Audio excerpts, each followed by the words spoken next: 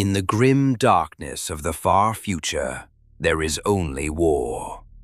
And the first crate he ever opened was warm.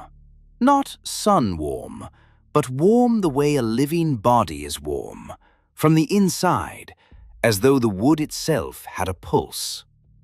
3 interlocking circles branded into the underside of the lid, the edges soft and rounded like scar tissue.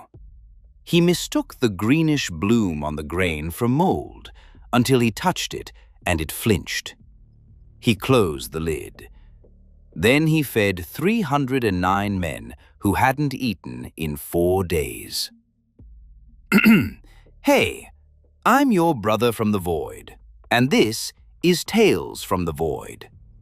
Today's story comes from Captain Horith Dracht, Karsthen 73rd Line Infantry, the 4th man to hold the post in 14 months, whose principal qualification for command was staying alive while better men didn't.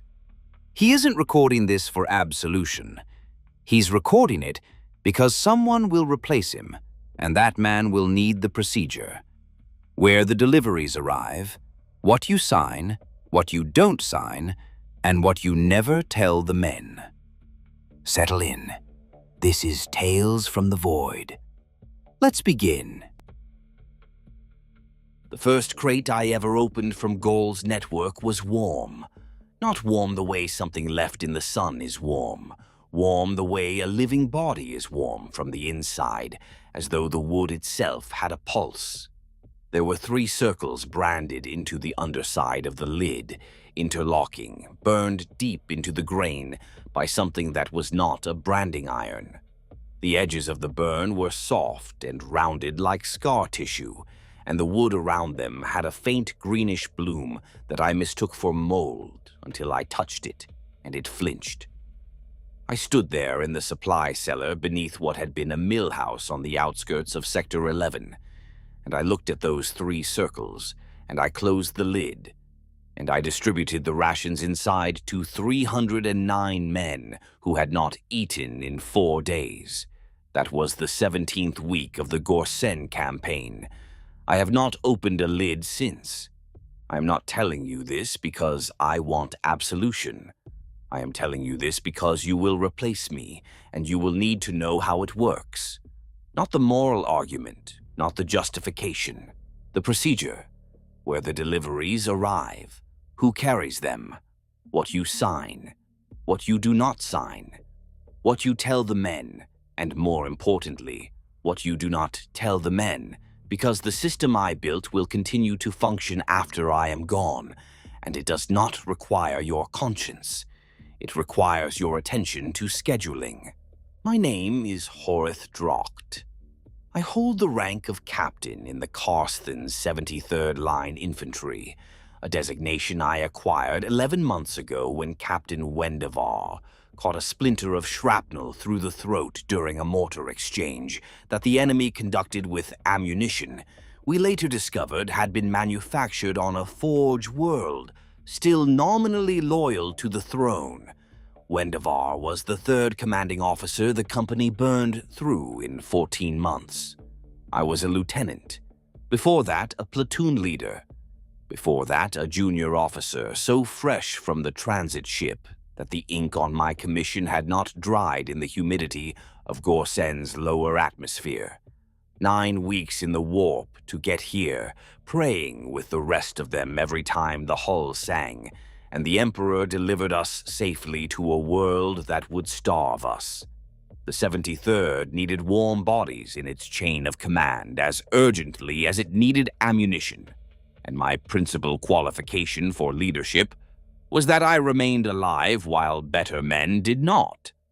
Gorsen is classified as a temperate industrial world in the Munitorum's records, which means that at some point, decades or centuries before the 73rd arrived, some clerk in a subsector depot examined the atmospheric readings, the mean surface temperature, the ratio of habitable landmass to ocean, and concluded that Gorsen was a place where human beings could live and work without extraordinary life support provisions. That clerk had never stood on the eastern plateau in the wet season, when the sky turns the color of old iron, and the rain comes down not as water, but as a fine chemical mist that strips the coating off a gun barrel in 72 hours. The clerk had never walked through the mill districts along the Andreval, where 4 generations of chemical runoff had turned the riverbed into a trench of alkalite sludge that smelled like burnt copper and ate through standard-issue boots in under a week. The clerk had never tried to sleep in a forward position while the condensation from the rock face above dripped onto his bedroll in a rhythm precisely calibrated by a malicious universe to prevent unconsciousness. But the clerk had filed the classification, and the classification determined the equipment allocation, and the allocation meant standard rations, standard uniforms, no chemical-resistant gear. We burned through boot leather at 3 times the projected rate. We consumed water purification tablets at 4 times the standard, because the local sources were undrinkable without treatment. Our rations arrived packed for a climate 12 degrees cooler than the one we occupied, which meant the nutrient paste separated inside the packaging and turned rancid within days of delivery. I filed a request for chemical-resistant boots. It was rejected on the grounds that chemical-resistant boots were not standard issue for a temperate theater unit. The boots dissolved. I filed again. Every requisition we submitted was processed against the classification, found to be in excess of the standard allocation, and rejected. This is not a story about a broken supply chain. Supply chains break all the time. Every officer in every regiment on every front has a story about the crate of winter coats that arrived in a desert, or the ammunition shipment that turned out to be 3,000 pairs of left-foot dress shoes. Those are errors. Irritating, survivable errors. You file the appropriate forms, you wait the appropriate number of weeks, and eventually the system grinds around to something resembling the correct answer. What happened to the 73rd was not an error. It was classification. The system was functioning exactly as designed. It was simply designed around a world that did not exist. We were 17,000 men when we made planetfall. The Gorsen campaign was supposed to be a pacification action against a local insurrection that had seized control of the industrial districts along the Andreval Basin. Estimated duration, 8 to 12 weeks. The insurgents were poorly armed, poorly organized, and lacked armor, air support, or anything resembling a coherent command structure. What they had was the terrain. They had grown up in the mill districts and the chemical processing plants and the drainage networks that ran beneath them. And they knew every tunnel, every valve house, every maintenance shaft that connected the surface installations to the underground infrastructure. We would take a district in the morning and lose it through the floor drains by nightfall.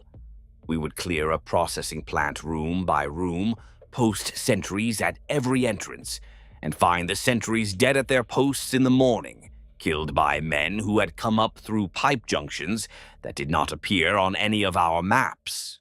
The campaign that was supposed to last 12 weeks ground into its 6th month with no end in sight. The theater command, such as it was, consisted of a Lord General named Aaron Veskrin, who operated from an orbital platform and had visited the surface exactly once during the initial landing ceremony, before returning to his command ship and conducting the campaign through data slates and briefing reports that bore no relationship to the reality on the ground. Veskrin's strategic assessment was that the insurrection was contained and that final pacification was imminent. He filed this assessment every 6 weeks. After the 3rd filing, the Munitorum adjusted our supply allocation downward. A campaign in its final phase requires fewer resources than one at full intensity. After the 6th filing, they adjusted it again. We were being starved by our own victory reports. I say we. In truth, the supply shortage did not affect the entire regiment equally. The 73rd occupied a section of the front that stretched along 11 kilometers of the Andreval's eastern bank, from the ruins of Mill Complex 40 through the industrial estates of what had been the Hessender district, down to the river junction at Grenhold. Regimental headquarters sat in Hessender, which meant that the headquarters company ate first and ate best, along with the regimental confessor and his small ministorum staff, none of whom had visited the southern sector since the 4th month. The companies holding the flanks received what was left. My company, 3rd Company, held the southern anchor at Grenhold, which was the farthest point from the supply depot, the least important sector of the line, and the last stop on every delivery route. When supplies ran short, 3rd Company was the unit that went without, not by malice, by arithmetic. The men handled it the only way they could. They tightened their belts, they stretched the rations, they foraged, which on Gorsen meant picking through the ruins of civilian stores that had been looted months ago and occasionally finding a sealed container that had been overlooked. They hunted vermin, which on Gorsen meant the alkalite crabs that lived in the drainage channels, flat gray things the size of a man's palm that tasted like chemical runoff and had to be boiled 3 times before they were safe to eat. Some of the men traded with civilians who still lived in the contested zones, swapping ammunition and equipment for whatever food could be found. This was against regulations. I did not stop it. The alternative was watching them starve. By the 8th month, the hunger was killing more men than the insurgents. Not dramatically. Not in ways the Medici records captured. Men do not simply fall over dead from insufficient calories, not at first. What happens is slower and uglier. Their immune systems fail. Wounds that should heal in days fester for weeks. A scratch from a piece of industrial debris becomes an infection. The infection becomes sepsis. The sepsis kills a man who would have survived it on a full stomach. In my morning reports, these deaths were classified as combat casualties. The wounds that started the infections had been sustained in action. The Munitorum processed them as losses attributable to enemy activity. Nobody counted the men who died because they were too weak to fight off what a healthy body would have handled without medical intervention. There was no form for that. 17 requisitions in 12 weeks. Formal requests through the regimental supply office, documented with consumption rates, spoilage figures, personnel strength returns, and projected shortfalls. 14 were rejected outright.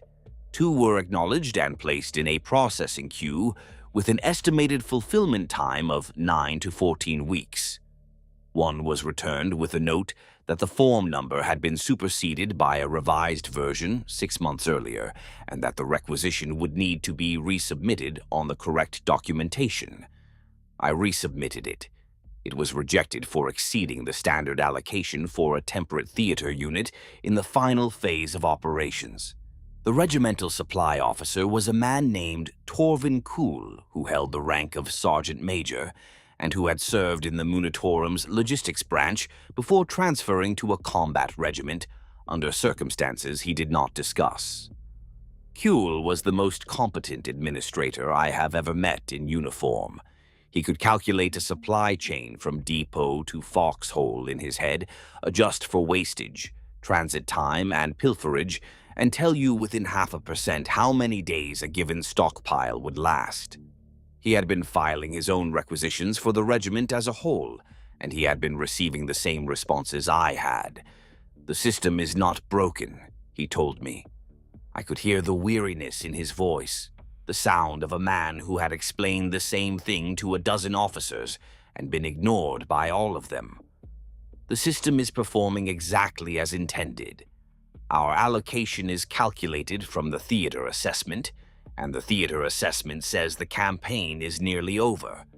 Until the assessment changes, the allocation will not change, and the assessment will not change because Lord General Veskrin has staked his command record on a victory that is 6 months overdue, and revising the assessment would mean admitting that the campaign has failed. I asked Cool what we were supposed to do. He looked at me with the expression of a man who had already done everything he was supposed to do and had arrived at the place where the regulations ended and something else began. He said that he knew someone, that there were channels, that things could be arranged if I was willing to accept certain complications. A proper officer would have asked what he meant by complications. I should have asked where these channels led, and who operated them, and what they would want in return. I should have done a great many things that a proper officer, an officer who had been trained rather than promoted by default, would have done. But I had 261 men in my company who had not received a full ration in 3 weeks, and 14 of them were in the field hospital with infections that should have been routine, and 3 of those 14 would be dead before the week was out, because their bodies no longer had the resources to fight. And Cool was the most competent man I knew, and he was offering me a solution, and the only other option was to file an 18th requisition on the correct form and wait another 14 weeks for it to be rejected. I told him to make the arrangement. The man's name was Mev-An Gol. He arrived at our position 3 nights later, after dark, through a drainage culvert that connected the Grenhald sector to a network of maintenance tunnels running beneath the old mill infrastructure. He came alone. He was unarmed. He wore civilian work clothes, heavy canvas trousers, and a laborer's jacket, and he carried a data slate in a waterproof case and nothing else. He was a thin man, not tall, with the kind of face you would forget 5 minutes after seeing it. No scars, no distinguishing marks, no affectations. He looked like a clerk. He looked like the kind of man who processes shipping manifests in a depot warehouse and goes home at the end of his shift and eats his evening meal and sleeps and returns the next morning and does it again. He was the most dangerous human being I have ever stood in the same room with, and I did not know it for months. Gol sat across from me in the basement of a burned-out hab block that served as my company headquarters, and he laid out his proposition in the language of logistics. He could supply Third Company with rations, not munitorum issue, but equivalent nutrition, locally sourced, locally processed, sealed and packaged for field consumption, delivery on a 7-day cycle in quantities sufficient for current company strength, plus a 15% reserve. No munitorum documentation required, no requisition forms, no allocation codes, no classification audits. Clean, reliable supply, maintained for as long as Third Company held its current position. I asked him what it would cost. He said the word he used was consideration. Not payment, not a price. Consideration. Small things, he said, administrative courtesies. My company's patrol schedule included a route through the sub-level maintenance network south of Grenhald, a section of tunnels that ran beneath the old chemical processing works and connected to the wider drainage infrastructure. The route was a standard security sweep, conducted twice daily, morning and evening. Gol asked that I cancel the evening sweep. Not the morning one, not any other patrol. Just the evening sweep through that specific section, between the hours of 2200 and 0400.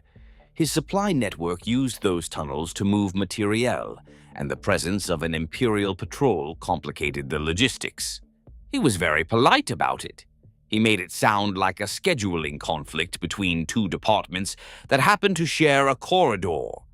What I thought at that moment matters because it matters for what came later. I thought he was a smuggler. Gorsen's industrial districts had been a hub for black market trade long before the insurrection, and the tunnel networks that the insurgents used for military purposes had been used for decades before that to move untaxed goods between districts. Smugglers were not uncommon in campaign zones.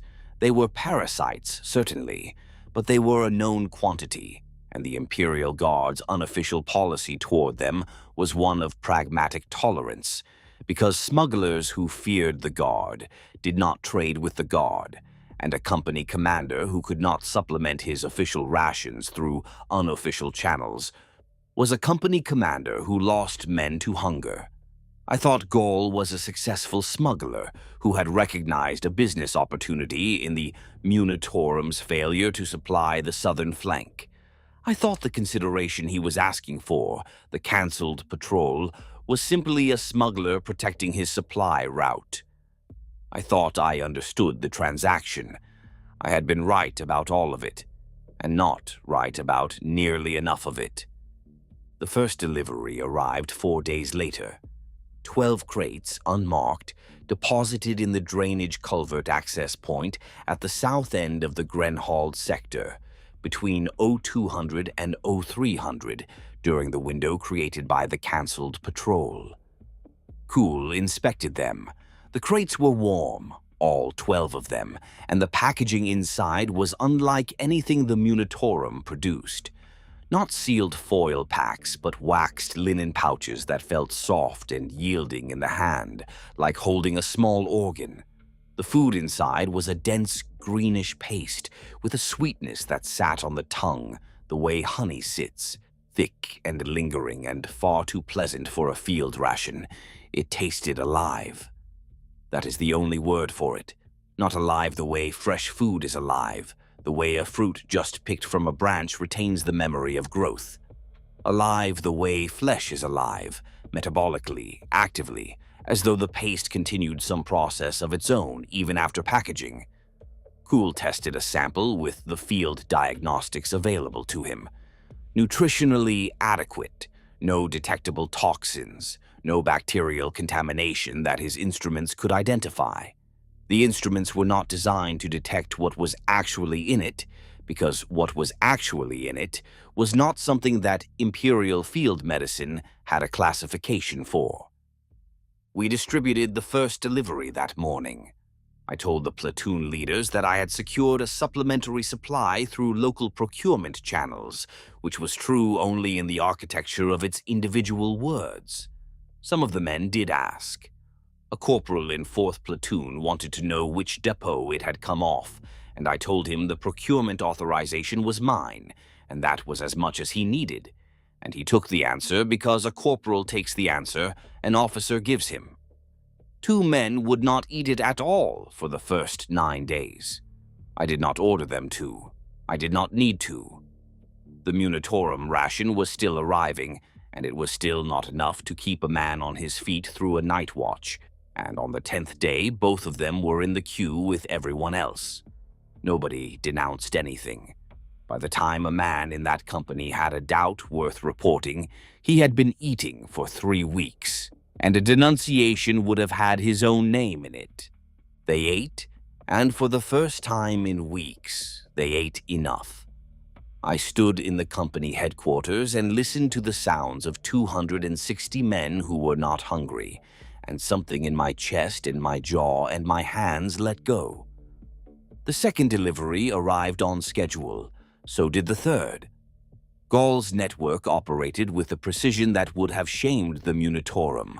Every 7 days, 12 crates, same access point, same window. The quantities adjusted automatically when I filed a company strength return with Cool, who passed the numbers to Gaul through a dead drop system that I did not ask about. When we took casualties, the next delivery was smaller. When we received replacements, it was larger.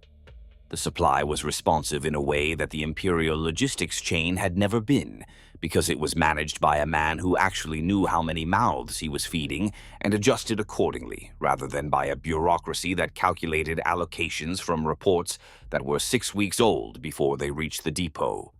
Third company stabilized. The infection rate dropped. The men in the field hospital recovered. The ones who had been too weak to stand post returned to duty. The platoon leaders stopped coming to me with hollow faces and reports of men too exhausted to hold their weapons, and started coming to me with patrol reports and tactical assessments and the normal operational concerns of a functioning infantry company. Morale improved. Discipline improved. Performance improved. In my weekly report to the regimental command post, I noted that 3rd Company had achieved a significant reduction in non-combat casualties attributable to improved field sanitation and medical procedures. This was a lie. The improvement was attributable entirely to the fact that my men were eating. I canceled the evening patrol through the southern tunnels and told the platoon leader responsible for that sector that the route had been assessed as low priority and that the manpower was better allocated elsewhere. He accepted this without comment. Patrol routes were adjusted regularly based on threat assessments, and a company commander's authority to modify them was unquestioned. It cost nothing. A patrol route cancelled, a section of tunnel left dark for 6 hours a night, and in exchange, every man I commanded ate. That was the first consideration. That was the one that cost nothing. The 4th week, goal appeared again. Same approach, same drainage culvert, same unremarkable face. He sat in the same chair in the same basement and told me that his network appreciated the accommodation and that the supply arrangement was working well and that he hoped it would continue. Then he told me that there was a second consideration. Nothing onerous, he said. Another administrative courtesy. Regimental intelligence maintained a signals intercept post in the Grenhald sector, a small listening station that monitored enemy communications in the southern tunnel network.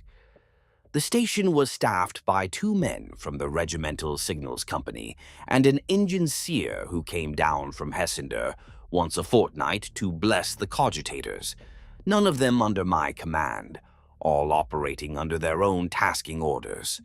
Gall asked that I relocate the station, not shut it down, move it 300 meters north to a position where its effective range would shift away from the tunnel junctions that his network used. He explained this as a matter of operational security. His people moved through those tunnels at night, and if the signals team intercepted their communications, it would create complications that would threaten the supply arrangement. This was a harder thing to grant. The signal station was not mine to move. It belonged to the intelligence section, and its placement was determined by the intelligence officer, not by the company holding the sector.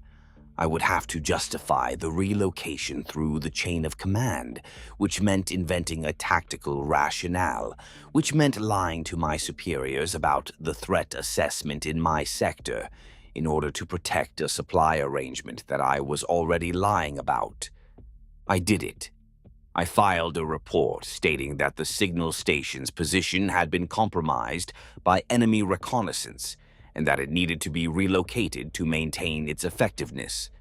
The intelligence officer approved the move without visiting the site to verify the claim. Why would he? I was the company commander on the ground. My assessment of local conditions was the basis for his decisions. That was how the system worked. An officer reported what he saw, and the chain of command acted on the report.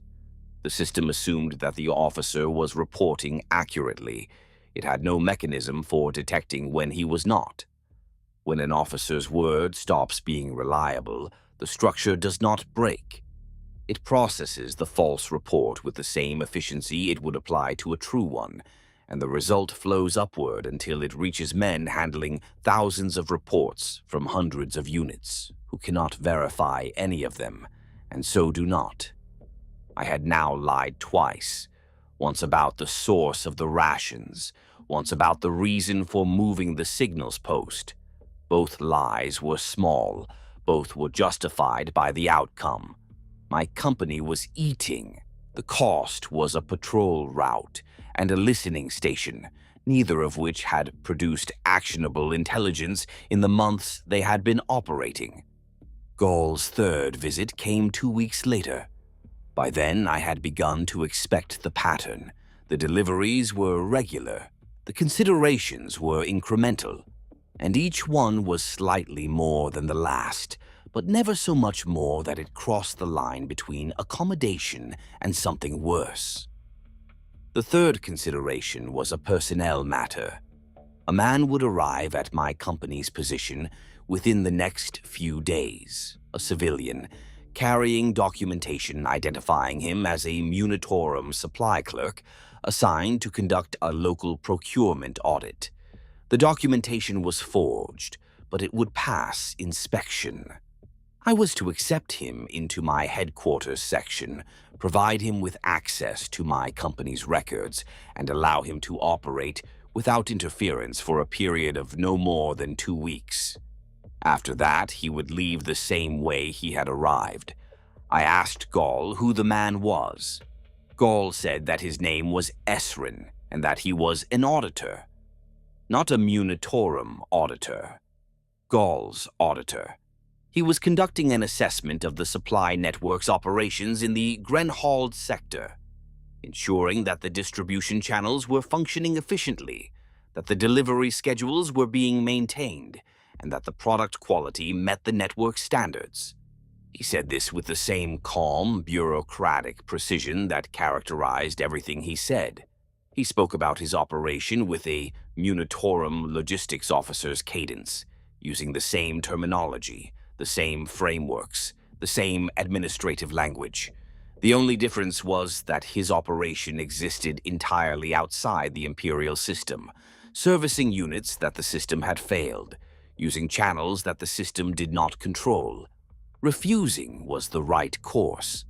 The cancelled patrol was one thing, the relocated signal station was another. But accepting an unknown operative into my headquarters, giving him access to my records, was a step beyond anything I could justify as a minor accommodation. This went beyond adjusting a patrol schedule. I would be allowing a foreign agent to embed himself in an Imperial Guard company headquarters, with full access to operational information. If this were discovered, it would not be a disciplinary matter, it would be a capital offense. But the food kept coming, and my men kept eating, and the 14 men who would have been dead without it were alive and standing post and holding the line. And the man sitting across from me, this quiet, unremarkable man in his laborer's jacket, had done more for the combat effectiveness of Third Company in 4 weeks than the Departamento Munitorum had done in 8 months. Everything that followed was arithmetic. I accepted Esrin. He was with us 3 days later, a slight man with careful hands and a way of looking at documents that reminded me uncomfortably of the administratum clerks I had seen on the transit ships, the ones who processed troop movements with the detached efficiency of men cataloging cargo. I introduced him to the headquarters staff as a Munitorum procurement auditor, conducting a routine assessment of local sourcing, which matched his forged credentials and which nobody questioned, partly because the credentials were good, and partly because nobody in the history of the Imperial Guard has ever voluntarily spoken to a Munitorum auditor. He spent 12 days in my headquarters section. He reviewed my company records. He examined the supply logs. He counted heads. He measured things I did not understand the purpose of, using instruments I did not recognize, and he recorded his findings on a data slate that he kept locked and sealed at all times. He spoke to no one except me and Cool, and he asked questions that were specific, technical, and utterly without context. How many men in the company had reported infections or illness since the new rations were introduced? How many had sustained wounds and reported no pain? How many had exhibited changes in emotional state, specifically an increase in contentment, calm, or acceptance of conditions that had previously caused distress? I answered his questions. I had already committed. The answers were in my records, and refusing would have accomplished nothing. But his last question stayed with me. the increase in contentment. He asked it the way a farmer asks whether the crop has taken root, and I understood later that this was exactly what he was asking. The changes began in the 6th week of the arrangement. Subtle things, the kind of things you would not notice unless you were the man responsible for every individual combat record in the company. Unless you read the morning reports from every platoon leader, the weekly summaries from the field medici, the duty rosters from every section sergeant. Unless you held all of it in your head at once and measured it against the baseline you had established in the months before Gall's rations arrived. Corporal Bresch in 2nd Platoon had been carrying a wound in his left forearm for 11 days. A piece of industrial debris during a tunnel clearance. A jagged strip of corroded metal that had opened a gash from his wrist to his elbow. The field medici had cleaned it, stitched it, dressed it, and put Bresch on light duties while it healed.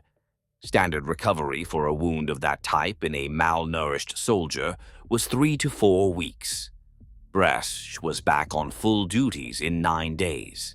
The medici noted in his report that the wound had closed with unusual speed and that the tissue regeneration was atypical for a man of Bresch's age and nutritional history. He flagged it as an anomaly and moved on.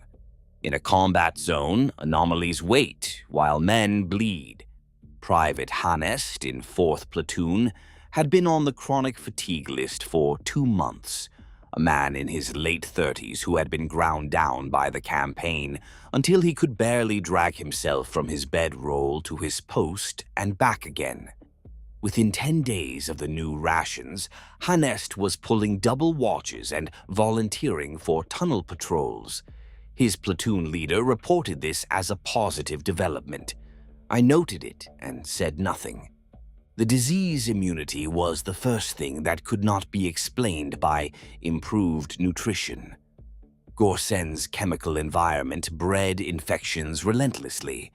Every man in the company carried some form of skin rot, respiratory irritation, or gut parasite from the contaminated water and toxic air. It was the background condition of the campaign, managed but never cured. Within 3 weeks of the new rations, it was gone. All of it. Every chronic infection, every persistent cough, every weeping sore that had resisted treatment for months. The men were not just healthier, they were clean, immunologically pristine, as though their bodies had been scrubbed from the inside by an intelligence that understood disease at a level that Imperial field medicine could not approach, and that had decided, for its own reasons, that these particular bodies would not be permitted to suffer from anything as mundane as bacterial infection. Then the pain stopped, not gradually, all at once, like a switch. Sergeant Collard in 1st Platoon reported that a man in his section had taken a piece of shrapnel through the meat of his thigh during a tunnel skirmish. The wound was deep enough to require evacuation, but the man refused to leave his post. He said it did not hurt. Collard examined the wound and confirmed that it was genuine, that the bone was visible, and that the man was standing on the leg without discomfort. The field medici cleaned and dressed the wound and recorded that the patient exhibited no pain response to stimuli that should have been excruciating. 3 more cases followed in the next week. A woman in 4th Platoon whose hand was crushed in a tunnel collapse continued working with the debris with the broken hand, picking up stones and passing them back along the line, until the section leader noticed the angle of her fingers and ordered her to the aid station. She was confused by the order. She said she felt fine. I was not reassured. I was keeping a return in my head that had no column to go in. 7 men with accelerated healing, 14 with improved endurance, a company-wide elimination of chronic disease, 5 cases of complete pain suppression, all of them in the platoons that had been receiving Gall's rations the longest, all of them functional, effective, performing better than they had at any point in the campaign. and all of them becoming something that no amount of improved nutrition could produce. I called in the company Medici, a man named Venstall, who had been attached to the 73rd since its founding, and who had the weary competence of a man who had treated every injury a human body could sustain, and several it should not have survived. I told him I wanted a full medical assessment of every man in 3rd Company. Routine fitness evaluation, I said. Standard procedure. Venstall understood immediately that nothing about the request was standard, and equally that a company commander's orders were not optional. He conducted the assessment over 4 days, working through the platoons one section at a time, running the standard battery of field diagnostics that the Munitorum mandated for combat units. His report was 7 pages long. He delivered it to me in person in my headquarters, with the door closed, and he stood at attention while I read it, which told me everything I needed to know about how seriously he took what he had found. I read it the way I read a store's return, looking for the line that would not reconcile. Every man in the company showed a total absence of pathogenic organisms. Not reduced, absent. No bacteria, no parasites, no viral markers, nothing. Their bodies were sterile environments, hostile to infection, as though something inside them was actively killing every organism that was not part of the host. 43 men showed a complete restructuring of their pain reception pathways. The neural architecture physically altered so that damage signals were received but not processed as discomfort. 19 showed tissue changes in the skin, a thickening and discoloration that Venstall described as a pallid greenish undertone visible primarily in the extremities, the fingertips, the lips, the earlobes. And six men who had been receiving the rations longest showed growths, small subcutaneous nodules in the lymphatic system, dense and fibrous and warm to the touch, that did not match any tumor classification in his medical references, and that appeared to be functioning as supplementary organs of unknown purpose. He used the word mutation. Then he crossed it out and wrote adaptation. Then he crossed that out and wrote unclassified alteration. The word did not matter. What mattered was what it meant. You will get a report like it in your first 3 months, from whoever is holding the aid station when you take over. I told Venstall that his report was noted and that I would take appropriate action. Then I ordered him to destroy it. Delete the data from his medical cogitator, burn the physical copies, make no further record of the findings. He asked me if I understood the implications. Better than he did.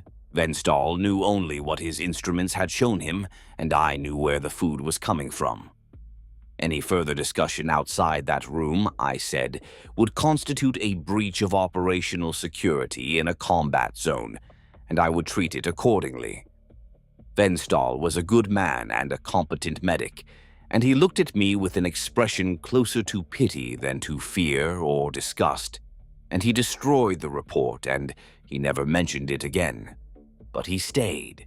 He continued to treat the company's wounded, continued to file his weekly health returns, continued to perform the duties that the Munitorum required of a field medici attached to a line infantry company.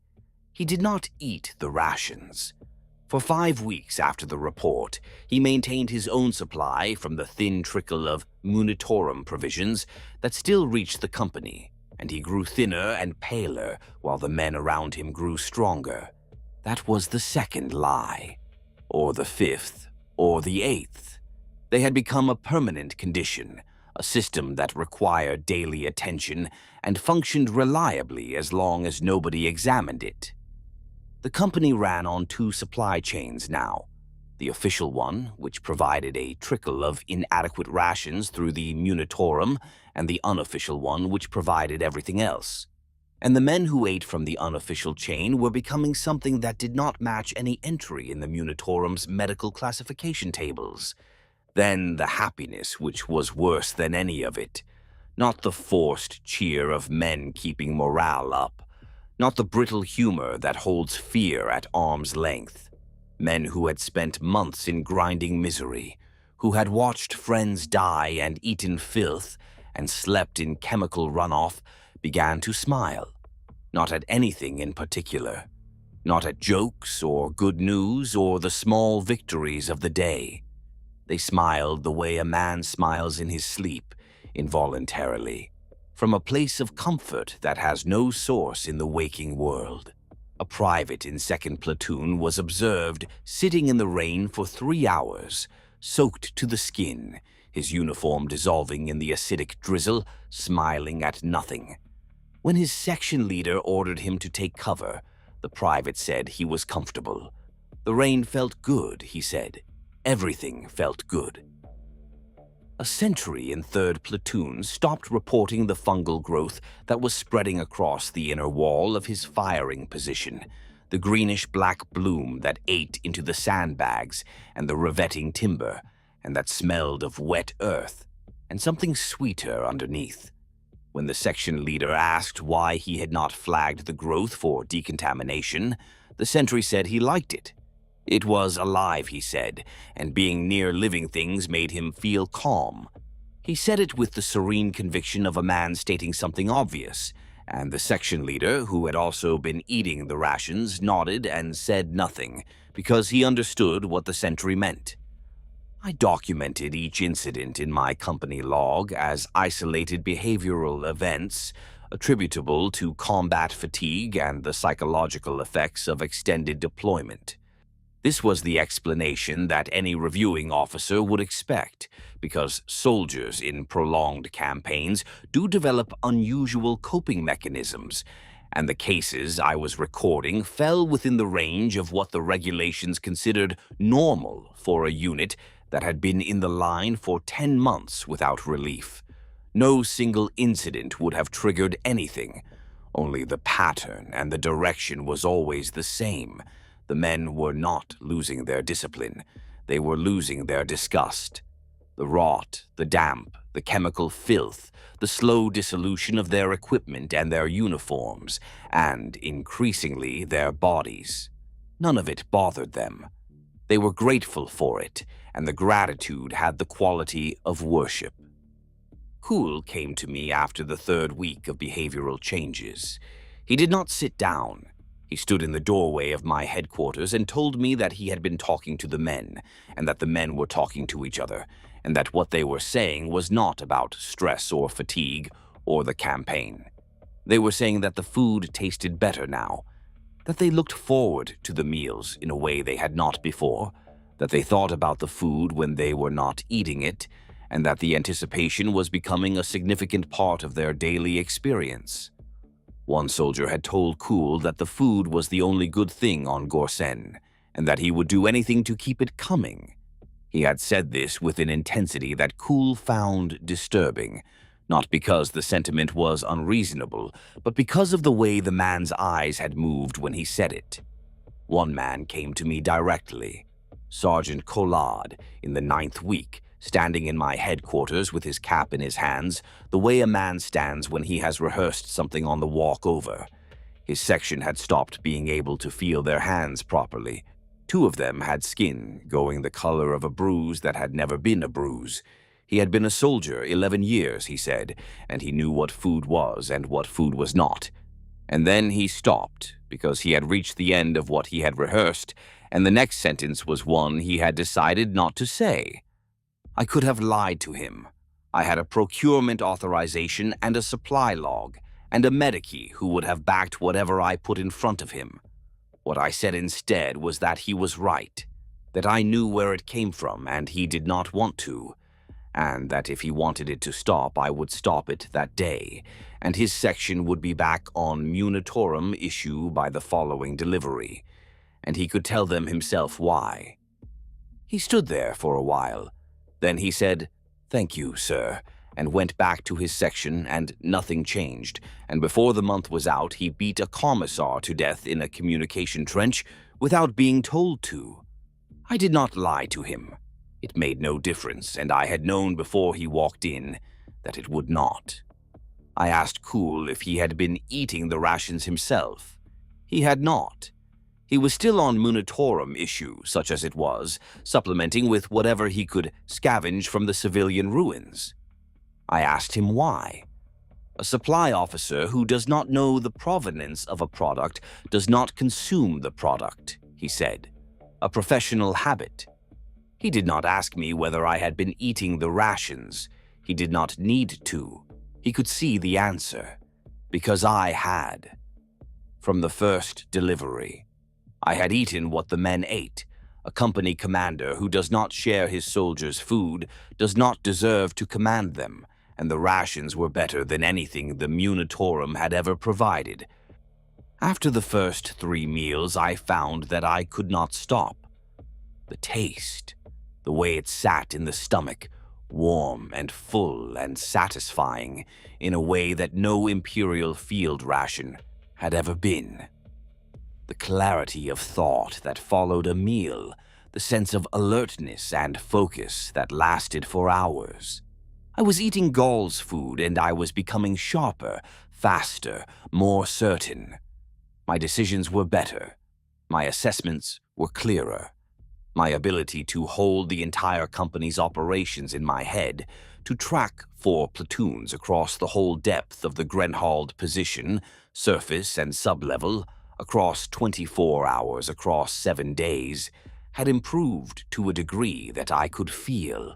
The vehicle of that transformation was packaged in plain crates delivered through a drainage tunnel by a man whose name I had not verified, and whose organization I had not investigated, and whose product I had ordered my Mediki to stop examining. I knew the food was changing us, and I knew I did not want to stop. My hands were steadier than they had ever been. My eyes read a data slate in light that would have wanted a lamp pack 3 months earlier. The desperation was still real. Underneath it, the appetite was growing. When I asked him, Cool said the question was not what we should do, but what we were capable of doing, and that those were very different things. The rations could not be replaced.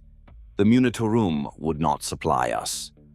Local procurement was exhausted. If I cut the arrangement with Gaul, the company would be back to starvation within 2 weeks. And this time the men would know that their commanding officer had chosen to let them go hungry, rather than accept a source that had been keeping them alive for weeks. They would not understand why, because I could not tell them why without revealing what Venstall's report had shown. And if I revealed what Venstall's report had shown, the consequences would not be medical. They would be military. A commanding officer who reports that his men are exhibiting symptoms of unclassified biological alteration attributable to an unauthorized food source is not filing a medical report. He is filing a contamination alert. And a contamination alert triggers a response that does not involve medical treatment. It involves quarantine, isolation, investigation. And in the final analysis, if the contamination is determined to be of a nature that the Imperium classifies under its most serious category, the one that the regulations do not name explicitly, but that every officer understands, then the response is not quarantine. The response is termination, not of the arrangement, of the company. Cool did not say any of this explicitly. We both understood the mathematics. Reporting what we knew would destroy the company. Continuing what we were doing would change the company. Both outcomes were unacceptable. One of them kept the men alive. I chose the one that kept the men alive, and I told myself that this was the moral choice, and I believed it, because admitting that I had already crossed a line that did not allow return was something I was not ready for. Not yet. Gaul came to me in the 10th week to tell me that he wanted to show me something. He did not phrase it as a request. He did not phrase it as a condition. He phrased it as an invitation, and the courtesy of the phrasing was itself a form of pressure, because a man who invites you somewhere is a man who expects you to accept. And a man who has been feeding your soldiers for 2 months has accumulated enough expectation to fill a warehouse. I told Cool he had the position until morning. He did not ask where I was going, which should have told me something, and I signed the duty log over to him the way I had signed 100 routine handovers, and it went into the book as an inspection of the southern sublevels by the company commander. Everything I did that night was properly documented. That is the part nobody believes. He took me through the drainage tunnels, south, past the cancelled patrol route, past the maintenance junctions that I had removed from the company's operational maps, deeper into the sub-level infrastructure than any of my patrols had ever gone. We walked for 2 hours in near total darkness. Gaul carried a small hand lamp. I did not need one. The food had done something to my eyes over 10 weeks, a slow adjustment that I had noticed but not examined, and the faint residual glow from ventilation grills and junction seals was enough to navigate by. I was grateful for the darkness because it meant that Gaul could not see my face, and my face would have told him things I was not yet prepared to acknowledge. Also, I had begun to suspect that my face was changing, and I did not want confirmation. The facility was beneath a chemical processing plant that had been abandoned early in the campaign, a sprawling industrial complex in the part of the Andreval Basin that neither the Imperial forces nor the insurgents had claimed because it sat in a strip of contested ground, too toxic for either side to occupy comfortably. The surface buildings were shelled-out ruins. The subsurface levels were intact, sealed behind blast doors that Gaul opened with a key code he entered from memory. The first thing I noticed when the doors opened was the warmth. The tunnels had been cold, the ambient temperature of rock and groundwater and chemical residue. The space beyond the blast doors was warm, warmer than any building on Gorsen had a right to be, and humid. And the air carried a smell that I cannot describe except by its effect, which was that my mouth watered involuntarily and my stomach clenched with hunger, despite having eaten less than 3 hours earlier. It was a garden. That was the word that came to me, though it was wrong in every way a word can be wrong, because the thing I was looking at bore the same relationship to a garden that a tumor bears to a child.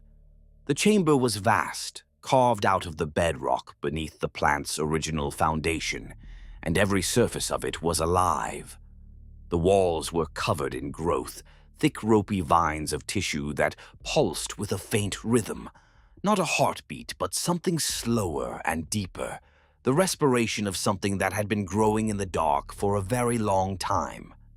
The floor was a carpet of fungal matter, dense and spongy, warm underfoot, exuding a sweetness that filled the mouth and lungs simultaneously until you could taste the air.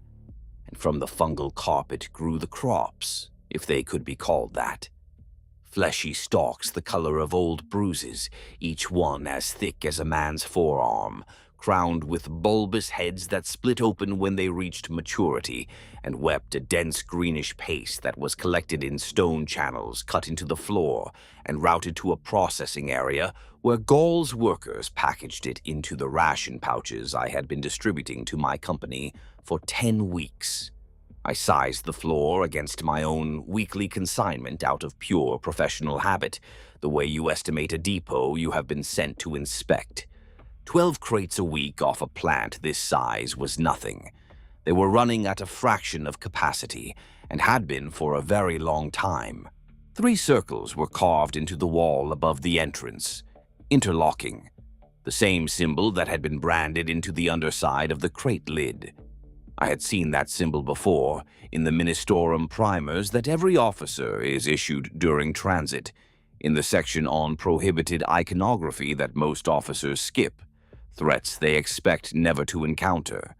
The primers do not explain what the symbols mean. They do not name what they belong to. They show them in a grid beneath a heading instructing the reader to report any sighting to his commissar immediately, and the 3 interlocking circles occupy the 3rd row, between a jagged star and an 8-pointed wheel, and the primer says nothing else about any of them. The symbol on the garden wall was old, cut deep into stone that had been shaped before the chemical plant was built, before the industrial district existed, before the Imperium had claimed Gorsen. The garden was not something Gaul's network had created. It was something they had inherited. The gardeners were human, or they had been. They moved between the stalks with the slow, purposeful gait of agricultural workers tending a familiar crop, pruning the growth, clearing the channels, spreading the organic waste that served as fertilizer across the fungal carpet. They wore no shoes. Their feet had sunk into the carpet and merged with it at the ankle, tendrils of fungal matter threading up through the skin of their calves, and they walked by, tearing themselves free with each step and allowing the carpet to reclaim them when they set the foot down again. Their skin had the same greenish pallor that Venstall had noted in my men, but advanced, developed, matured into something that was no longer discoloration, but transformation. Their fingers were webbed with membranes of tissue that connected them to the stalks they tended. There were perhaps 40 of them, working a floor that would have needed 3 times that number under Minotaurum establishment. Their faces were calm. They were smiling. Not the fixed grimace of pain or madness, but the genuine, peaceful smile of men and women engaged in work they loved. Work that sustained them and was sustained by them, a cycle of mutual nourishment that had no beginning and no end. Some of them wore fragments of Imperial Guard uniforms, faded, rotted, dissolved into the fungal growth that covered their bodies, but recognizable. Epaulettes, belt buckles, the remains of rank insignia. These were soldiers from previous campaigns, from previous regiments that had been deployed to Gorsen and had found the same arrangement that I had found, and had followed the same path that I was following, and had reached its end, which was here in the garden, tending the crop that had once tended them. I asked Gaul what it was. He did not call it a garden. He called it a gift from the grandfather.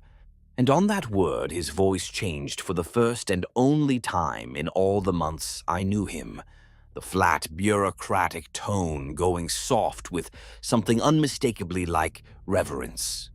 "The grandfather provides," he said. "The grandfather has always provided.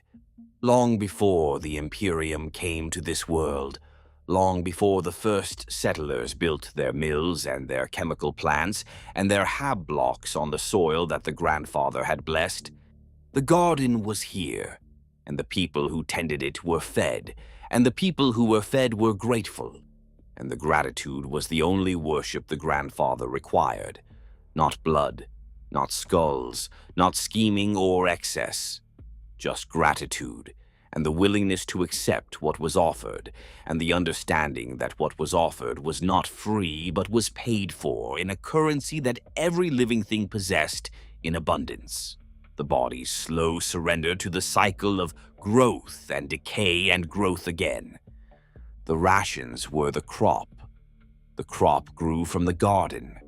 The garden grew from the dead and from the waste, and from the chemical runoff of a world that the Imperium had poisoned with its own industry.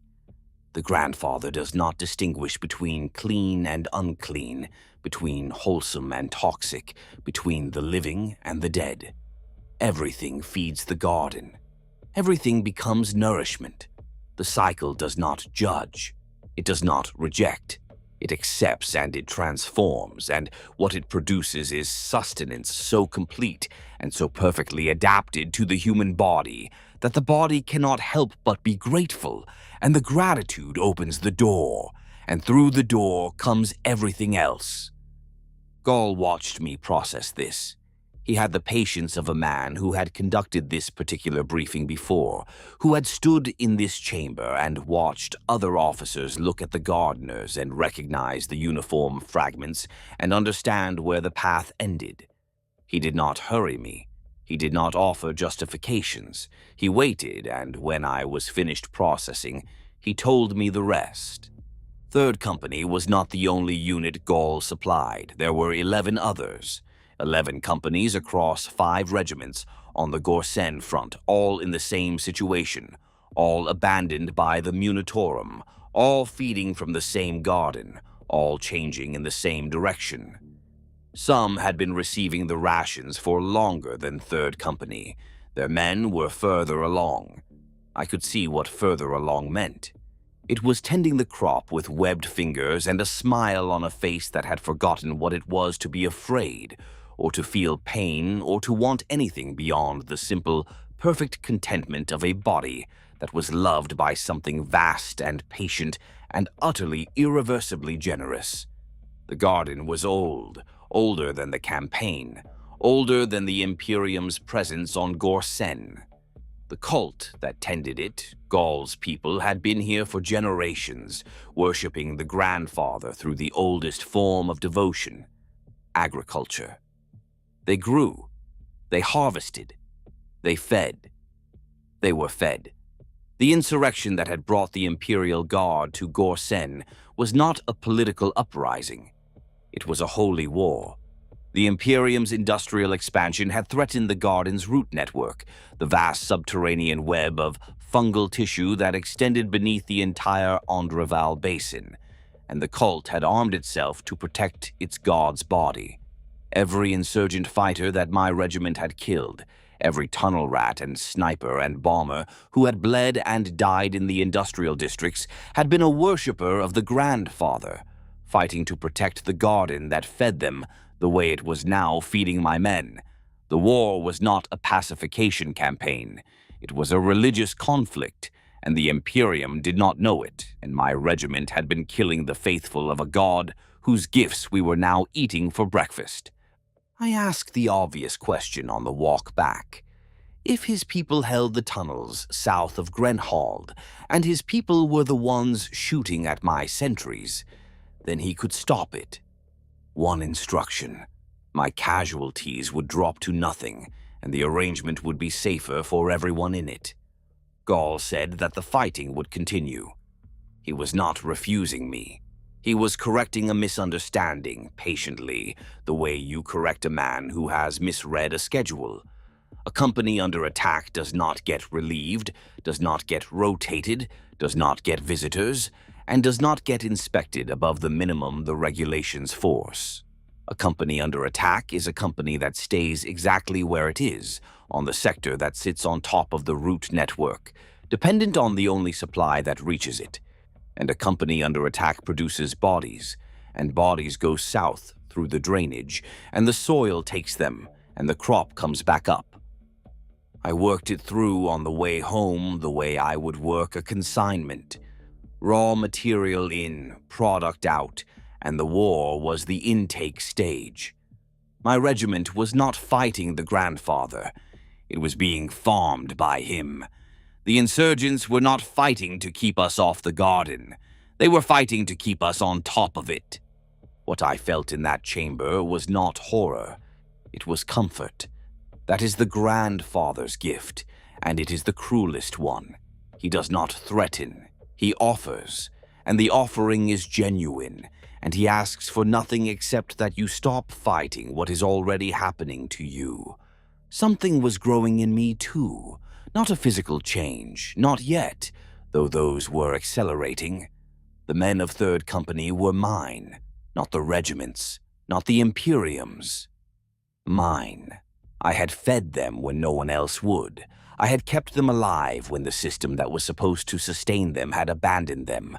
The loyalty they felt toward me was not the loyalty of soldiers toward their commanding officer.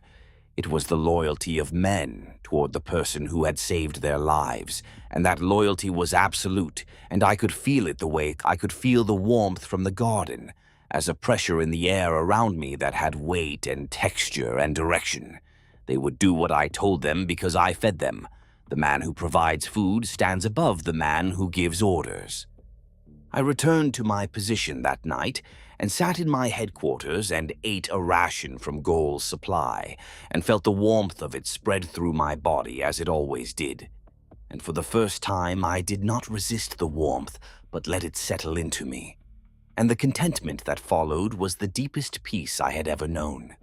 The rain drummed on the ceiling of the bunker, and the chemical damp seeped through the walls, and the trench outside was ankle-deep in alkaline mud, and none of it troubled me.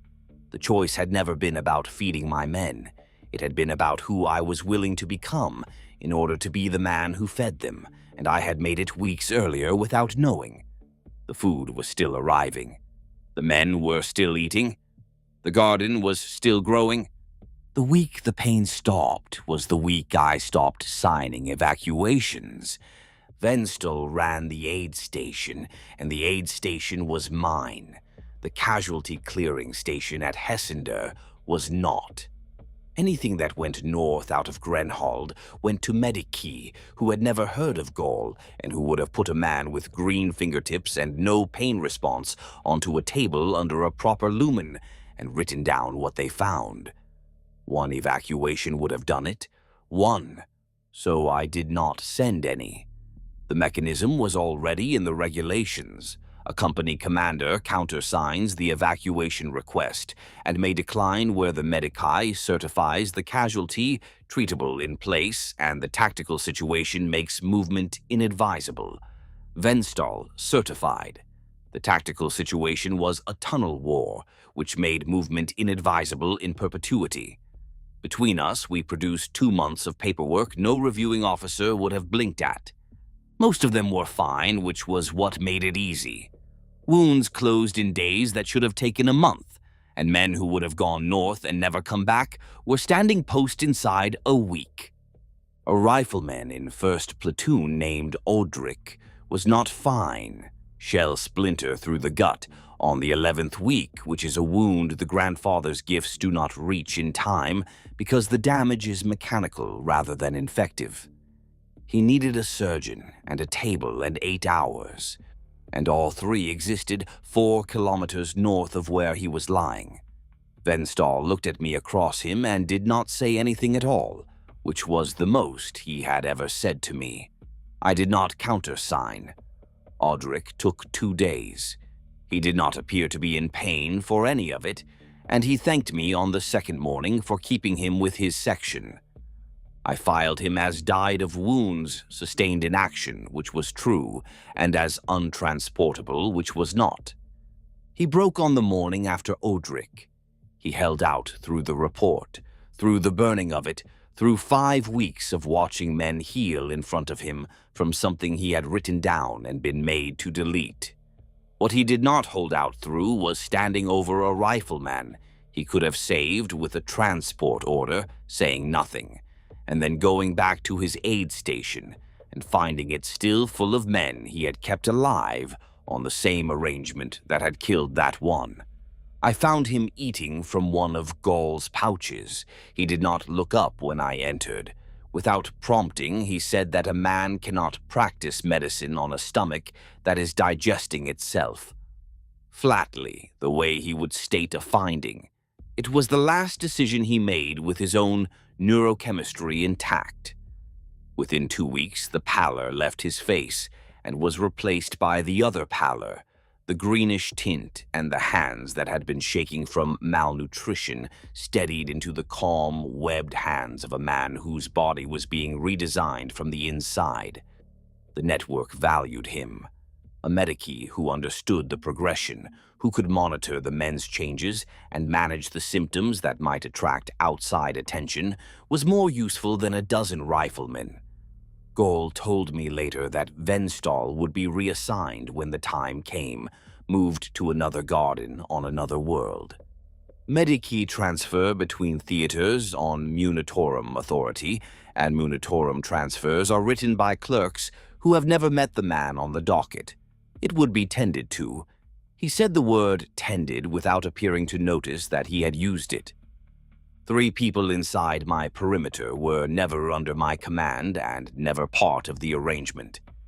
2 signals men on the intercept post, regimental troops on detachment, living inside my perimeter on somebody else's tasking orders, and the engineer every 2nd week for 1 day, saying the rights over their cogitators, and checking the Vox masts, and going back up the road.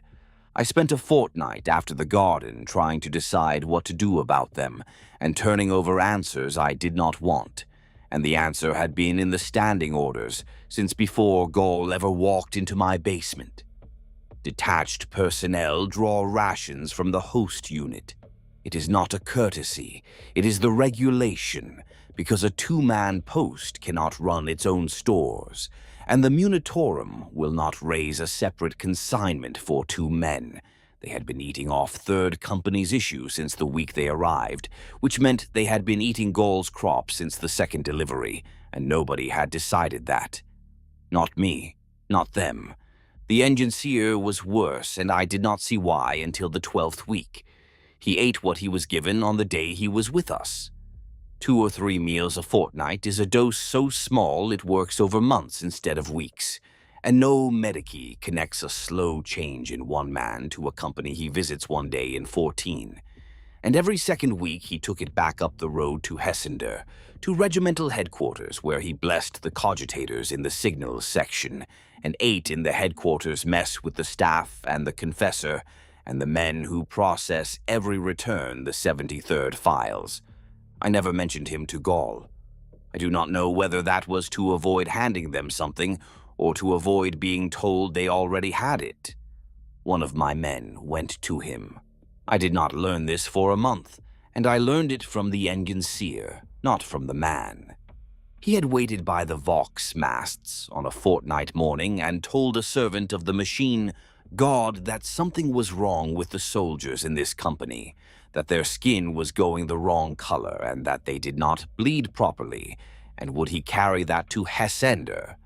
What he had not understood, because no line trooper is ever taught it, and there is no reason he should be, is that he was describing meat to a man who does not regard meat as his responsibility.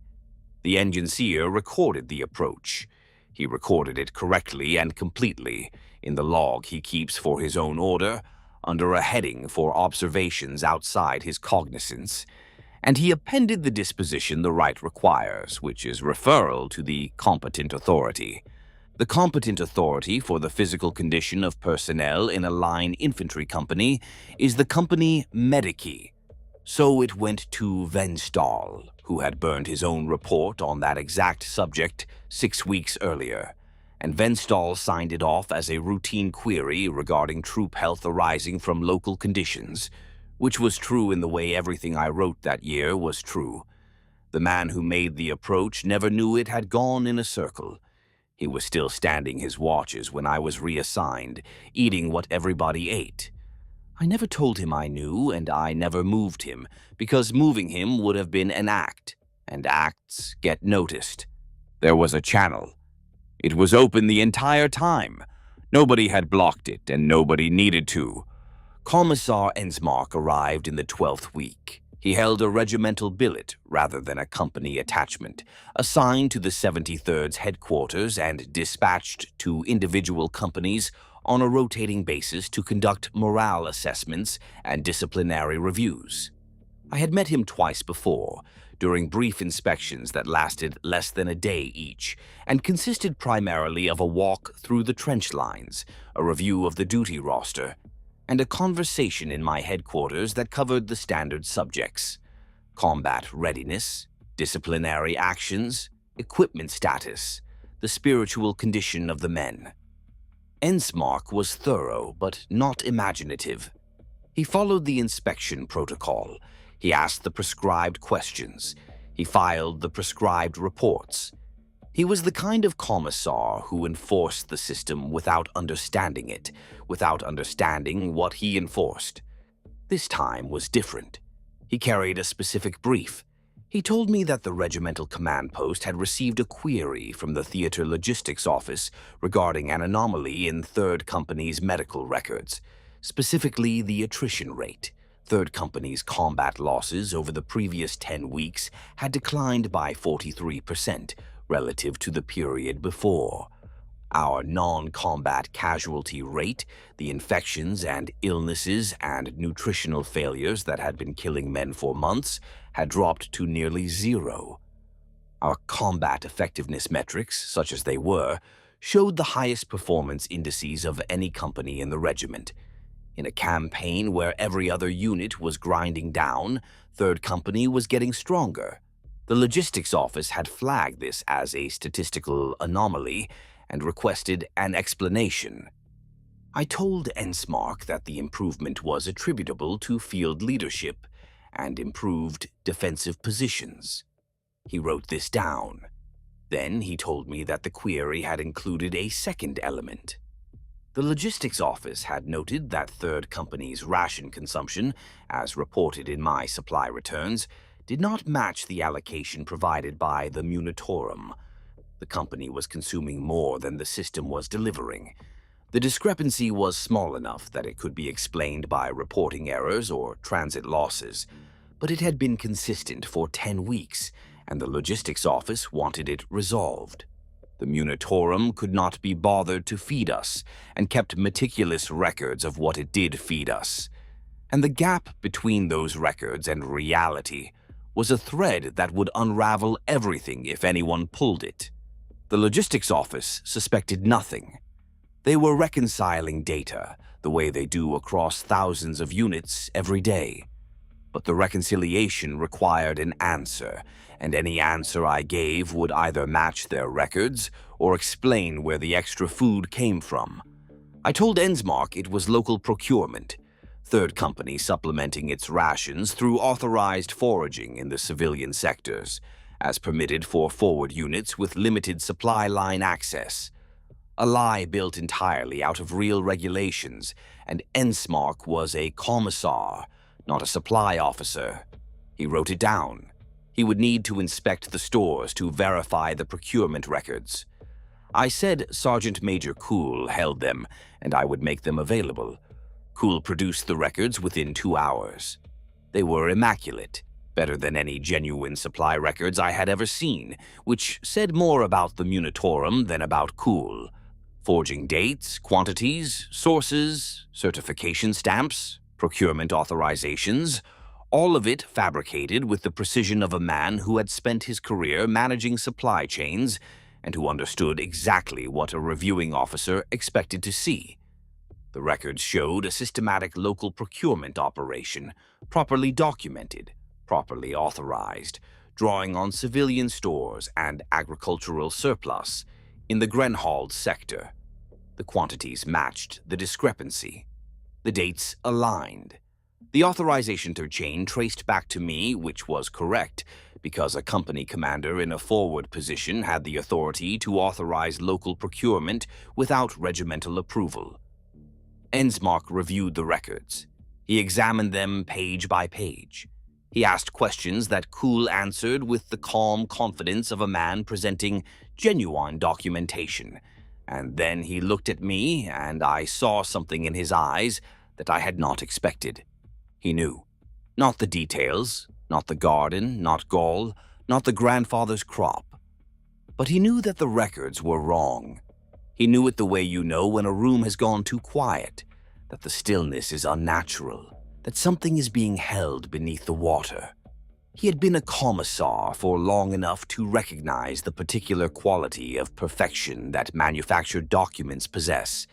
The absence of errors and corrections and ink blots and cross-references that characterizes real paperwork, the kind of paperwork that is produced by human beings working in field conditions with inadequate equipment and constant interruptions. Real records are messy. Cool's records were flawless, and the flaw was the flawlessness. Ensmark closed the records. He sat in the chair across from my desk.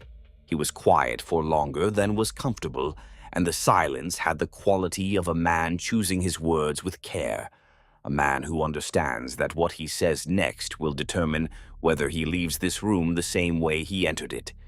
I could smell his fear. Not metaphorically. The rations had done something to my senses that went beyond the enhanced disease immunity and the pain suppression. I could smell the adrenaline in his sweat, the chemical signature of a body preparing to fight or run while its training held it still.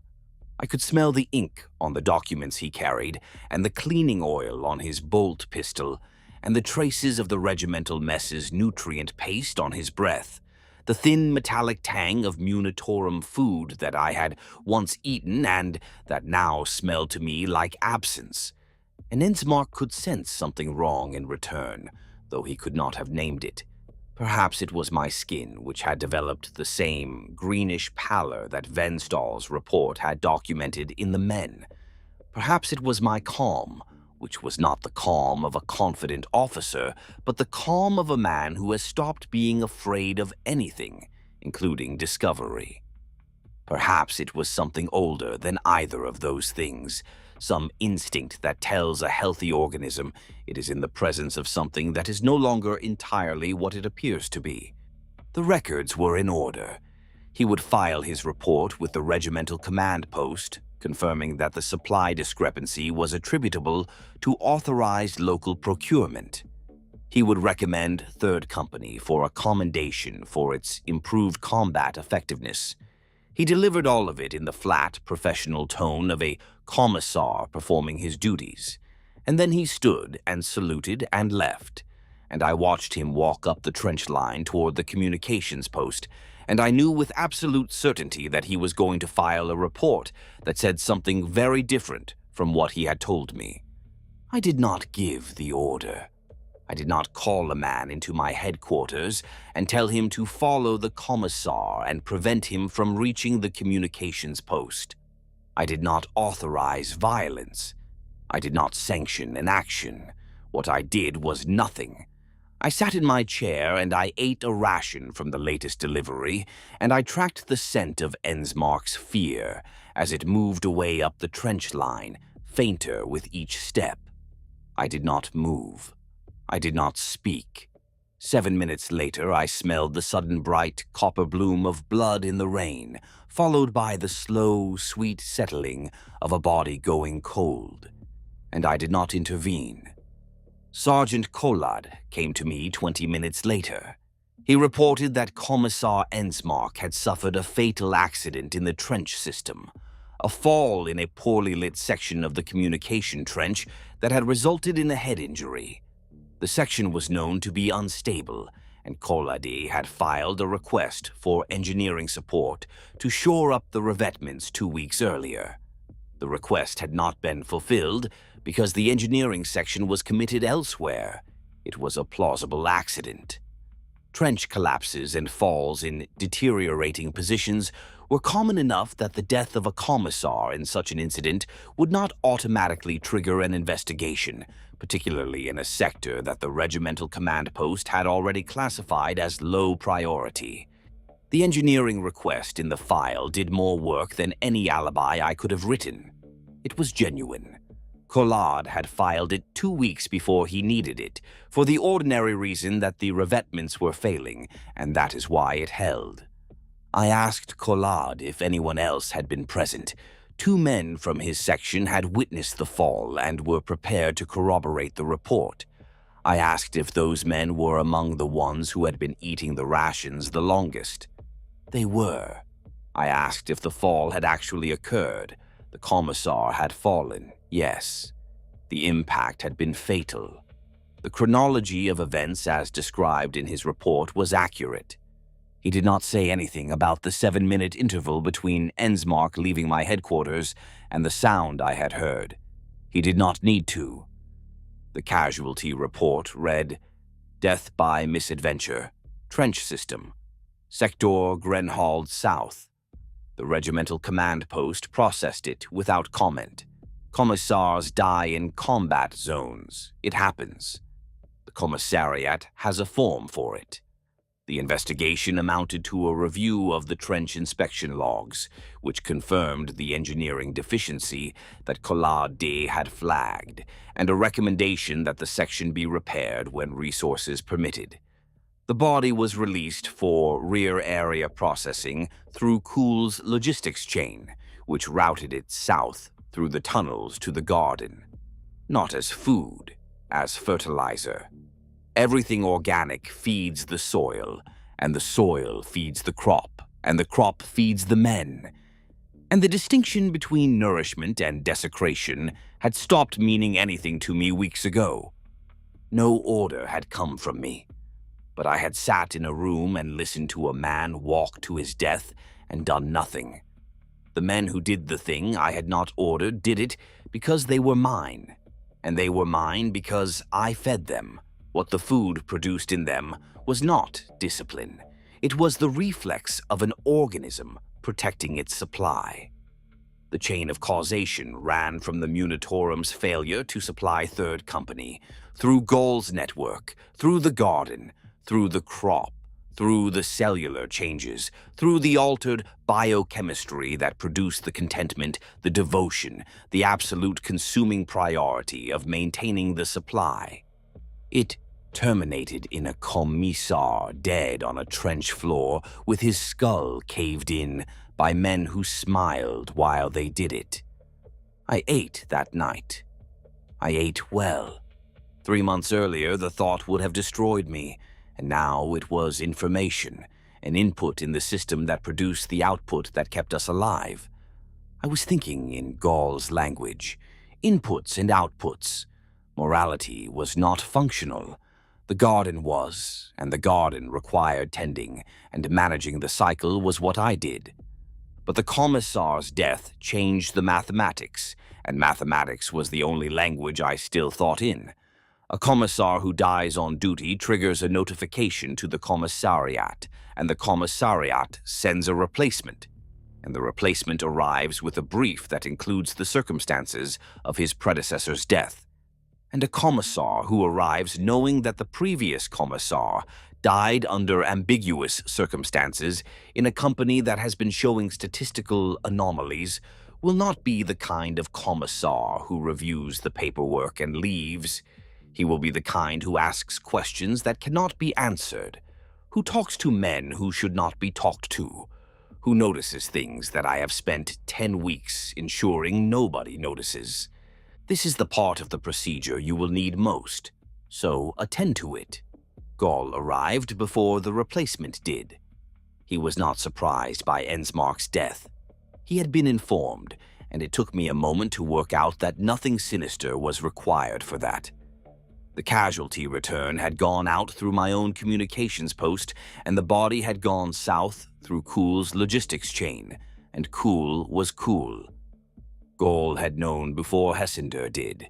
The network did not need a man at regimental headquarters. It had a man at my elbow. The situation was manageable, he said. The replacement commissar would not be a problem. He said it with the calm of a man who had handled this before, and when I asked him how, he told me the rest of what I needed to know. The replacement commissar would be one of his. Not a substitute, Gaul said. The genuine article, drawn from the genuine roster, carrying orders nobody had forged. The network did not need to reach into the commissariat. It only needed to reach the man on his way here. A replacement commissar crosses between war zones alone. Weeks in a Munitorum transit berth, eating what the transit galley provides, and the transit galleys on this route had been provisioned through Gaul's people for longer than the Gorsen campaign had been running. By the time the man made planetfall, he would have been eating the grandfather's crop for 2 months without ever seeing a crate. He would arrive with authentic credentials, authentic orders, and an authentic brief. He would conduct an authentic investigation into Ensmark's death, conclude that the death was consistent with the reported circumstances, and file a closing report. And he would stay, Gaul said, for the same reason I would stay. I did not ask him what that reason was. I had a suspicion, and I preferred it to whatever the answer turned out to be. I sat with that for a while. The commissariat is an independent institution with its own recruitment, its own training, its own assignment chain, and none of it had been touched. Nobody had forged anything. Nobody had bribed anyone. The network had simply been standing in the one place every commissar in the subsector had to pass through on his way to a posting, holding a ladle. That was when I understood that I had been thinking about the size of this wrong. I had been asking how many companies. The question was how many kitchens.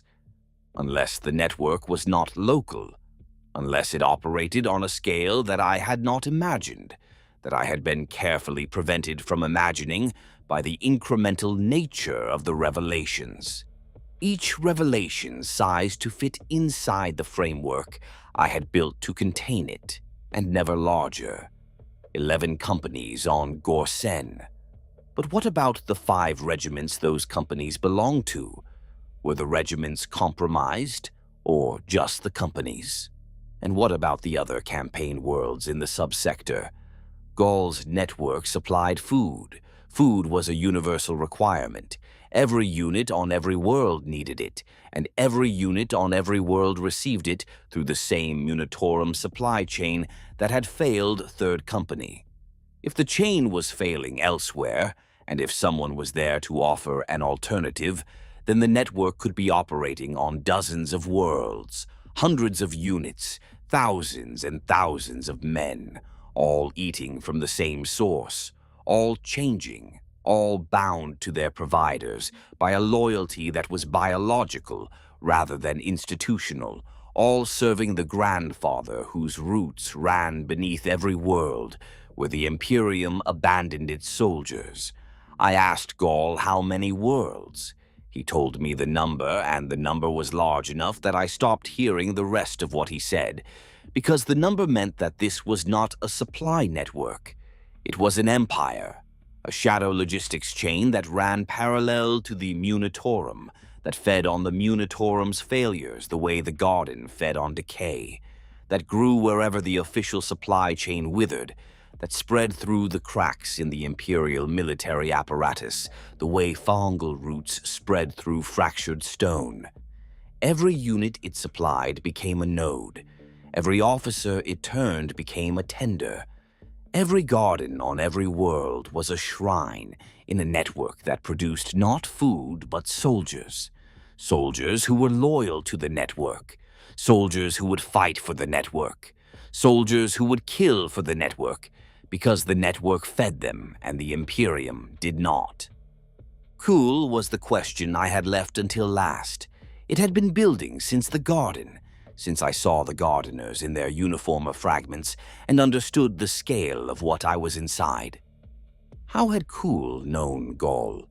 A supply sergeant in an Imperial Guard regiment does not acquire contacts in a multi-world chaos logistics network through the normal course of his duties. I had accepted Cool's "I know someone the way a drowning man accepts a rope" without asking who tied the other end, and now I needed to know who had tied it. Gaul told me. Cool had been placed in the Karsten 73rd before it shipped to Gorsen. Not as a saboteur, not as an operative with a specific mission, as a seed. The network maintained seeds in hundreds of regiments across the subsector, supply-trained personnel embedded in logistics positions, men and women who had eaten from the garden on previous worlds and who carried the grandfather's mark in their blood. They passed their intake screenings without difficulty. Venstal had found the alterations in my company because he ran the whole company over 4 days and had every one of their old records to measure the new readings against. An intake screening is one man on a table for a quarter of an hour, and what it asks is whether he is diseased and whether he is fit. A seed comes up clean of every pathogen on the list and stronger than his stated age. The form has no line for a man who is too healthy. Seeds did nothing until the conditions were right. They served competently. They maintained their cover. They waited. And what they were waiting for was not the failure of the supply chain, which happens everywhere, but the point at which an officer had watched enough of his own men die of it to stop asking questions he could not afford the answers to. Cool had that date before I did. He had been standing in my doorway with a solution in his mouth for months, and he had held it there through 17 requisitions and every funeral in between, because a man who is offered a rope on the first day inspects it. And when the Munitorum failed, as it always failed eventually, and an officer began to look for alternatives. The seed was there in the supply office, with the right connections, ready to make the arrangement that the officer thought he was choosing freely. I had not chosen Cool. Cool had chosen me. Or more precisely, the network had placed Cool in a position where, when the supply chain broke, a desperate officer would turn to the most competent man available and ask for help, and the most competent man available would happen to be the one with a channel to Gaul. My desperation was not manufactured.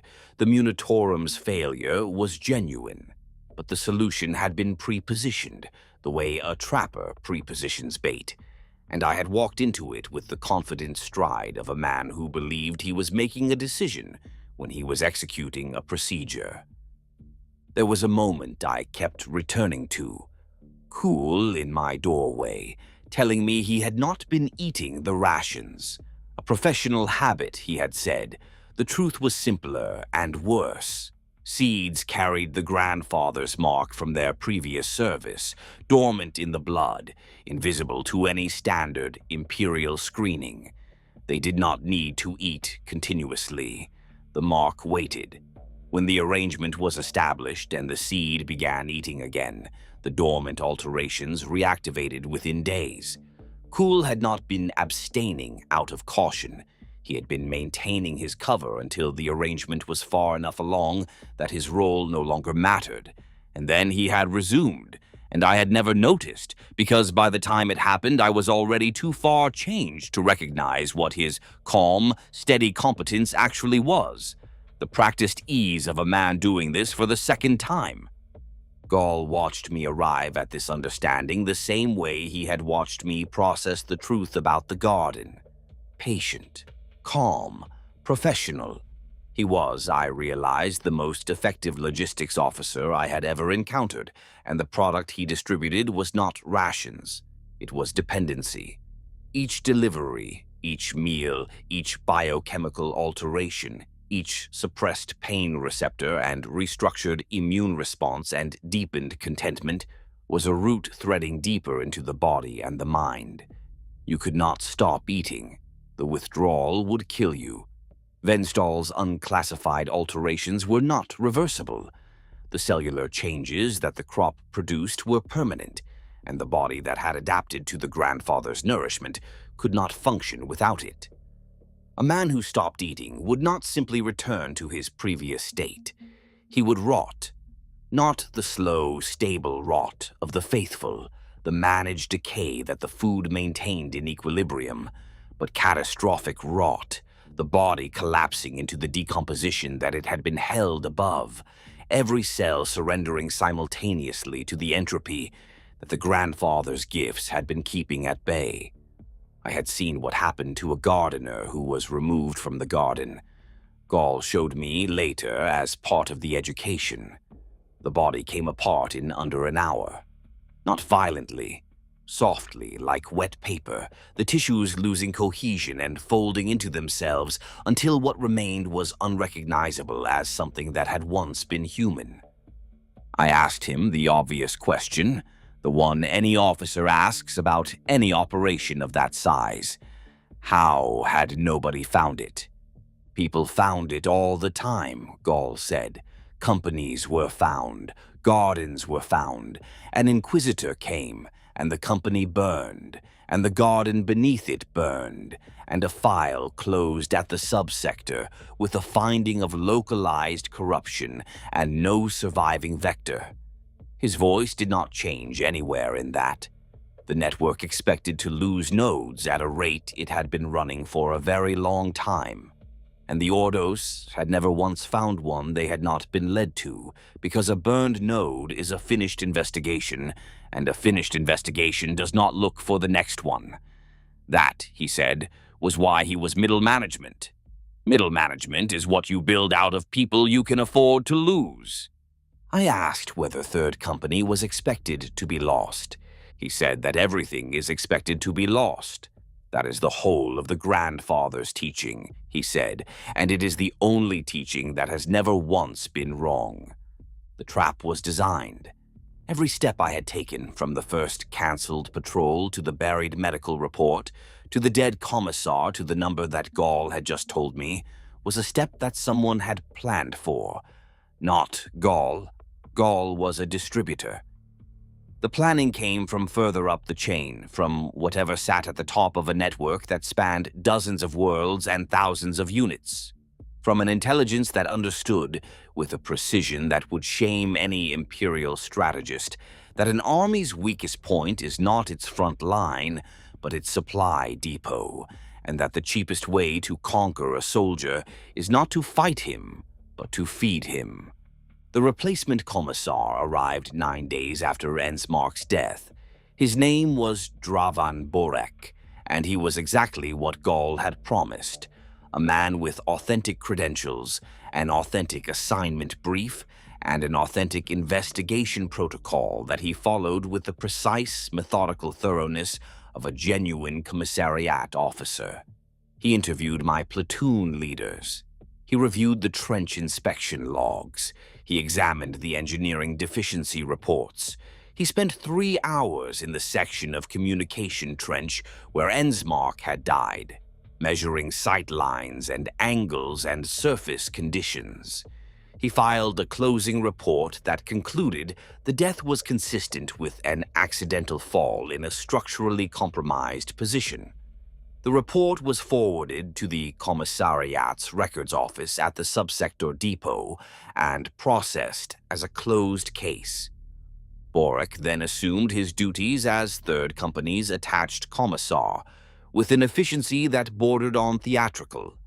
He conducted morale inspections. He supervised punishment details. He delivered readings from the Imperial Creed during the evening assembly, which was required under regulation, but which Ensmark had never bothered with. Ensmark had understood that men who have not eaten require food, not spiritual instruction. Borek performed every function of his office with the visible devotion of a man who believed in the system he represented, and he did all of it while eating Gall's rations and sleeping in the headquarters that Gall's network had wired for communications, and wearing the uniform of an institution that his employer had been systematically hollowing out from beneath. He was a convincing performance. If I had not known, I would not have detected him. He had the bearing, the vocabulary, the social instincts of a Schola-trained commissar. He knew the regulations. He knew the prayers. He knew which questions to ask and which silences to leave unfilled, and how to stand behind a man at a firing post so that the man felt the weight of authority at his back without turning around. What I never established was whether he knew, whether somebody had sat him down at some point on that crossing and explained what he had been eating, or whether he had simply arrived on Gorsen feeling better than he had felt in years, and taken his posting and never once wondered why the local rations agreed with him. I watched him for 5 weeks and could not tell. It made no difference. The position that had represented the Imperium's oversight of my company was now occupied by a man who reported to Gall, and the last institutional check on my authority had been replaced by a component of the arrangement. The theater logistics office was still waiting. That was the thing Ensmark's death had not solved and could not solve. The query had not come from him. It had come from 4 jumps away, and a dead messenger does not answer a question. What answers it is a commissar's finding, because the query had been routed to the commissariat for verification in the first place, and the commissariat's verification is the input the logistics office closes its file on. Borek wrote it up in the language I had given Ensmark, word for word, which told me he had been briefed by somebody who had my file. Forward sector, authorized local sourcing, stores inspected personally, no further action recommended. The file closed 11 days later. With Borek in place, the reports could say whatever served the arrangement. The medical anomalies disappeared from the company health returns. The disciplinary incidents disappeared from the behavioral records. Third Company became, on paper, the ideal unit.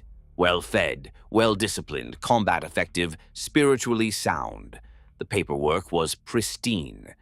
The reality beneath it was something else entirely. The companies on my flanks were not blind. They noticed inside a month. You cannot hide a company that has stopped reporting sick from the companies either side of it, not when the flanks exchange runners twice a day and the returns are read out at every regimental conference. What they concluded was the most ordinary thing available. They concluded that I had somebody at the depot, that the Southern Anchor was eating because its commander had made an arrangement with a munitorum clerk, which is a thing that happens in every regiment in the Imperium, and which no officer has ever been investigated for, because investigating it would require somebody to admit in writing that the allocation system does not work. So I was resented, and the resentment was the best protection I ever had. 2 company commanders stopped speaking to me. One of them filed a complaint about preferential routing that went to the same logistics office that had already accepted Boraki's finding and came back endorsed and made me safer than I had been the week before. None of them ever wondered whether the food might be worse than favoritism. Why would they? They wanted some. The men changed faster after the 12th week. I do not know why. The changes stopped being subtle. A rifleman in 2nd Platoon developed patches of hardened, bark-like skin across his shoulders and forearms, dense enough to turn a knife blade that he wore without concern. The patches caused no discomfort, and the loss of feeling did not trouble a man who had already stopped feeling pain entirely. A section leader in 4th Platoon woke one morning to find that the fungal growth on the wall of his firing position had threaded into the blanket he slept under, and from the blanket into the skin of his back, fine tendrils of mycelium burrowing into the subcutaneous tissue along his spine. He reported this to the platoon sergeant with the calm interest of a man describing a weather pattern, and the platoon sergeant, whose own hands had begun to show the greenish webbing between the fingers that I had seen in the gardeners, said that it was normal and that it would make him stronger. 3 men in 3rd Platoon stopped breathing for periods of up to 20 minutes during sleep, their metabolisms slowing to a level that should have been fatal. They resumed as though nothing had happened, their bodies cycling through states of dormancy that no human physiology should have been capable of. They were better soldiers for it. Every change made them harder to kill and more comfortable in the conditions that the campaign imposed, and every change moved them closer to the gardeners in the chamber beneath the chemical plant. And every step closer was a step they took willingly, gratefully, with the patient smile of the faithful, because the arrangement was expanding. Gaul's network did not stand still.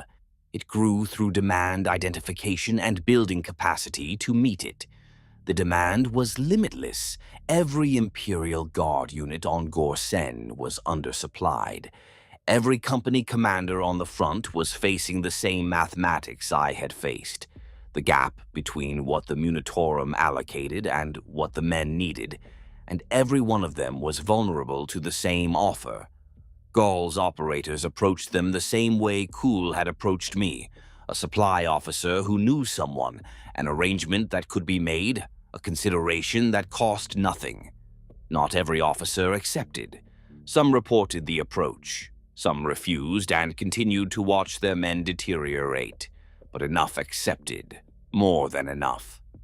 The network grew, company by company, regiment by regiment, each new node feeding the garden and being fed by it, each new officer kneeling in a chamber he had not expected to find beneath a world he had not expected to die on, and accepting the grandfather's gift because the alternative was watching his men starve.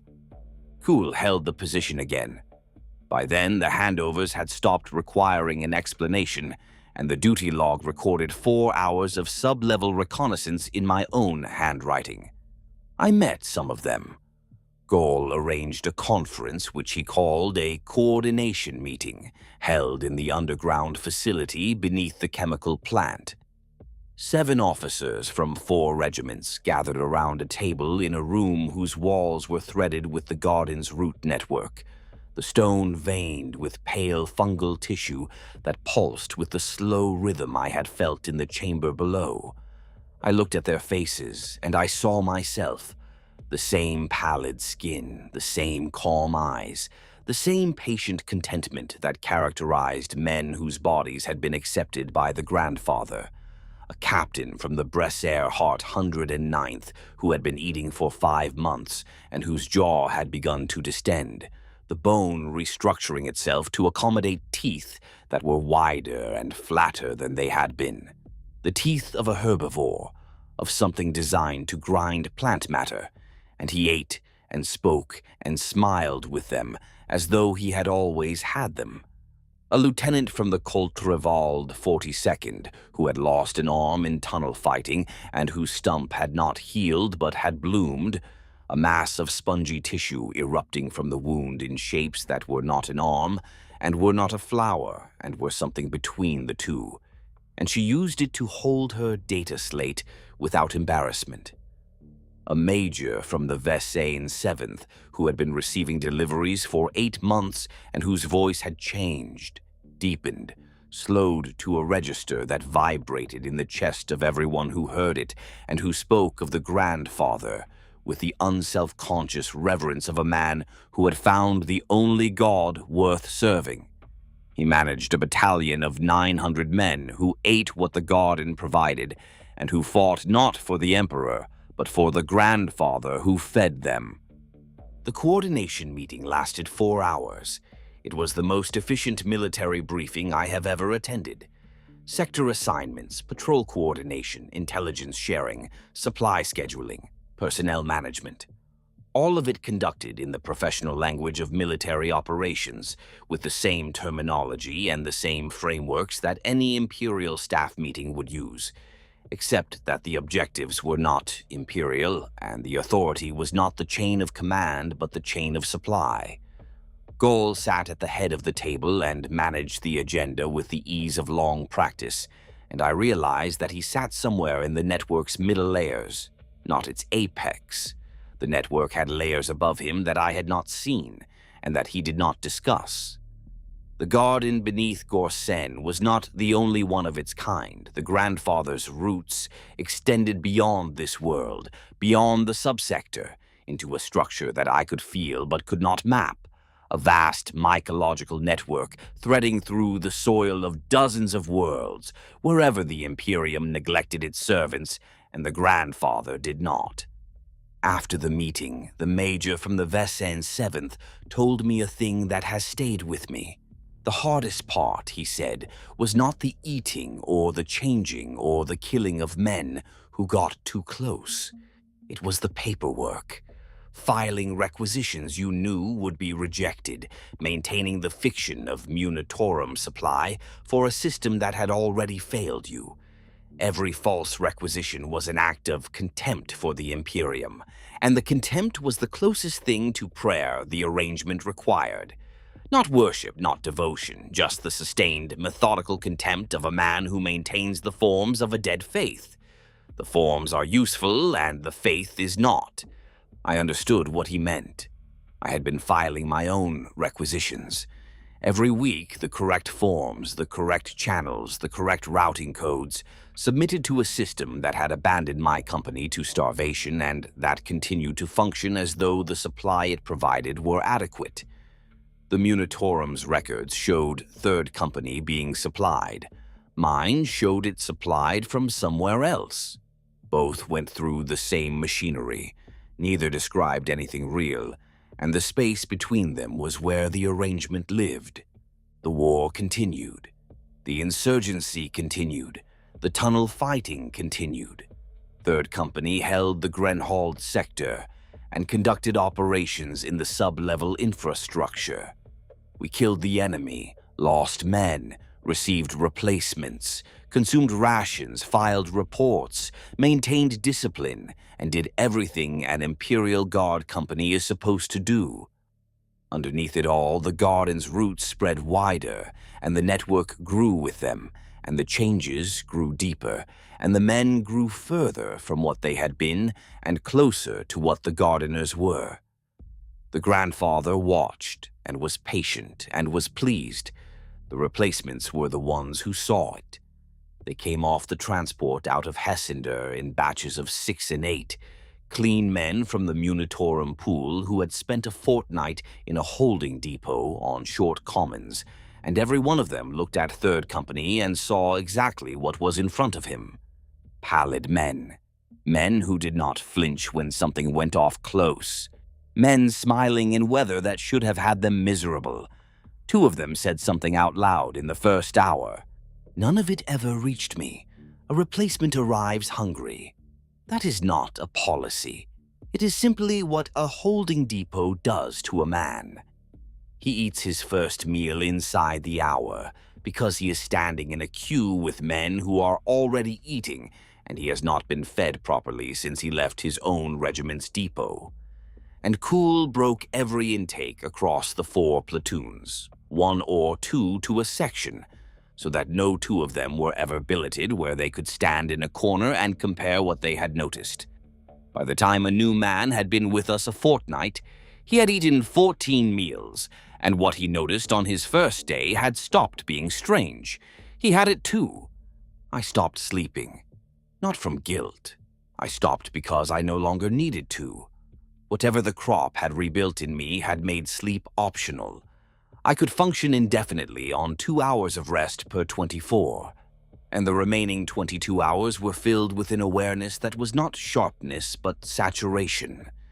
A deep, patient sense of the world as an organism rather than a battleground. I could smell the rain changing before it arrived. I could feel the garden's roots threading through the bedrock beneath the company's position, and through the roots a faint echo of what the garden sensed. The slow pulse of growth in the tunnels, the warmth of organic matter decomposing in the drainage channels, and in the quietest hours, the distant contentment of other men on other worlds who ate from the same source and felt the same peace. The 17th week was when the signal came, not through Vox, not through Courier, through the roots. I felt it in the floor of my headquarters before Gall's data slate confirmed it. A deep tremor in the fungal network beneath the bedrock that carried no sound but carried meaning, the way a nerve carries a command from the brain to the hand, from above Gall. From whatever level of the network operated at the strategic scale, the level that decided when a node was mature enough to be activated, when a company or a battalion or a regiment had been sufficiently changed that it could be relied upon to act as a unit of the network, rather than a unit of the Imperial Guard. What it asked for was simple. At a specified time on a specified day, every compromised unit on the Gorsen front would cease operations against the insurgency and redirect its combat capability against the uncommitted Imperial forces in the theater, the regimental headquarters, the Munitorum supply depots, the command and communications infrastructure, the orbital uplink station that connected the ground forces to Lord General Veskren's command ship. Veskren, whose false victory reports had starved the supply chain and created the conditions in which the network grew. Veskren, who was not part of the arrangement, who was not a cultist, who was not even aware of the Garden's existence, and who had done more to serve the grandfather than any conscious agent could have achieved, simply by being an ambitious man who refused to admit that his campaign had failed. The network did not need to corrupt Lord Generals. It only needed them to be what they already were. I read the target list 4 times before I understood it, and I understood it because reading target lists was not what I was good at. Reading consignments was. There was nothing in it about holding ground, nothing about the spaceport, nothing about the northern crossings, Nothing about the 60,000 Imperial troops still in the field who would have to be beaten before anyone held anything. What was on it was headquarters, signals, the uplink, and every Munitorum depot on the eastern bank. Burn those, and you have not taken Gorsen. You have taken away the ability of anyone on Gorsen to be resupplied or to explain why, and you have left 60,000 men in the field who will be hungry inside a fortnight and desperate inside 2 months. And the Imperium would answer, I had been treating that as the risk. The men who wrote the timetable were treating it as the point. A stalled pacification action gets ignored. A chaos uprising that takes down a theater command gets a crusade, and a crusade arrives in strength, at speed, into a subsector where the supply infrastructure has already been reduced to ash. More regiments, worse fed, landing on a world whose soil already knows what to do with them. The network was not attacking Gorsen. It was sowing it. This was what it had been building toward, the reason for the investment, the reason for the patience, the reason for the careful incremental process that turned loyal soldiers into dependent consumers and dependent consumers into seed stock. The insurrection was not the rebellion. The insurrection was the distraction. The rebellion was us. The guard units that had been deployed to suppress an uprising were themselves the uprising, converted in place by a logistics operation that had understood, with an insight that cut to the bone, that the cheapest and most reliable way to build an army is not to recruit one, but to feed one that already exists. The schedule arrived. I read the timetable. I reviewed the coordinates and the objectives and the timings. I briefed Kuhl and Borek and my platoon leaders. I did not tell the men. The men did not need to be told. They would follow. They were mine. I fed them, and they followed me, and the direction I pointed them was the direction they would go. And if that direction was toward the Imperial command post rather than the insurgent tunnels, they would not question it. The food did not permit questioning the provider. The loyalty was structural. It was built into the chemistry. Every meal they had eaten had deepened it, and by the 17th week it was absolute, and the only authority that could override it was the authority that provided the meals, and that authority was not the Emperor. I did not struggle with the decision. The sleep I no longer needed would not have been troubled by a choice I no longer experienced as one. The food had done its work. The changes that began in the 6th week with the vanishing infections and the cessation of pain had progressed, week by week, meal by meal, into a comprehensive reconstruction of my priorities, my identity, my purpose. I was Captain Horith Dracht of the Karstien 73rd Line Infantry, and I was a loyal officer, and the entity I was loyal to was not the one whose symbol I wore on my collar. The symbol was camouflage. The uniform was a tool. The rank was a mechanism for controlling men who depended on me for their food, and those men were weapons in a war they did not know they were fighting. There was no moment. There was a sequence, a chain of events, each one logical, each one justified, each one smaller than the sum of what it led to. Cancel a patrol, move a listening post, accept an auditor, suppress a medical report, allow a death. Eat a meal, eat another meal, eat another. Each link in the chain was forged by the one before it, and none of them could have been the last, because the arrangement did not allow for partial commitment. You were in it, or you were dead, and the dead fed the garden, and the garden fed the living, and the living served the grandfather. That is how it works. That is the mechanism. That is what you will inherit when I am reassigned, which will happen before the day on the timetable and not after it. I asked Gol why, since a man who has spent 17 weeks building a thing might reasonably expect to be there when it goes. He said that a manager who is standing in a node when the node is lost is a manager who is lost with it, and that they had gone to too much trouble over me for that.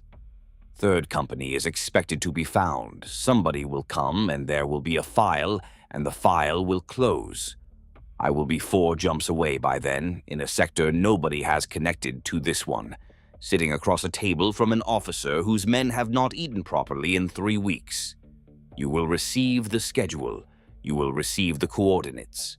You will manage the supply chain, and the supply chain will manage the men, and the men will do what they are built to do, which is whatever the food requires. The crates will arrive on the 7th day. You will not open the lids. That is my only advice. The lids are nailed shut for a reason, and the reason is not to preserve freshness. The reason is that whatever brands 3 interlocking circles into the wood from the inside of a sealed crate is something you do not want to see, and the arrangement does not require you to see it. It requires you to distribute it. The men will eat. The men will change. The men will follow you, and when the signal comes, and it will come, you will point them in the direction you are given, and they will go, and they will not stop. They are hungry, and you are the one who feeds them. And the Emperor, for all his power, for all his light, for all his 10,000 years upon the throne, has never once, on any world, in any campaign, in any regiment that bears his name and fights his wars and dies in his service, has never once fed a single soldier himself. The crates arrive on the 7th day. Do not be late.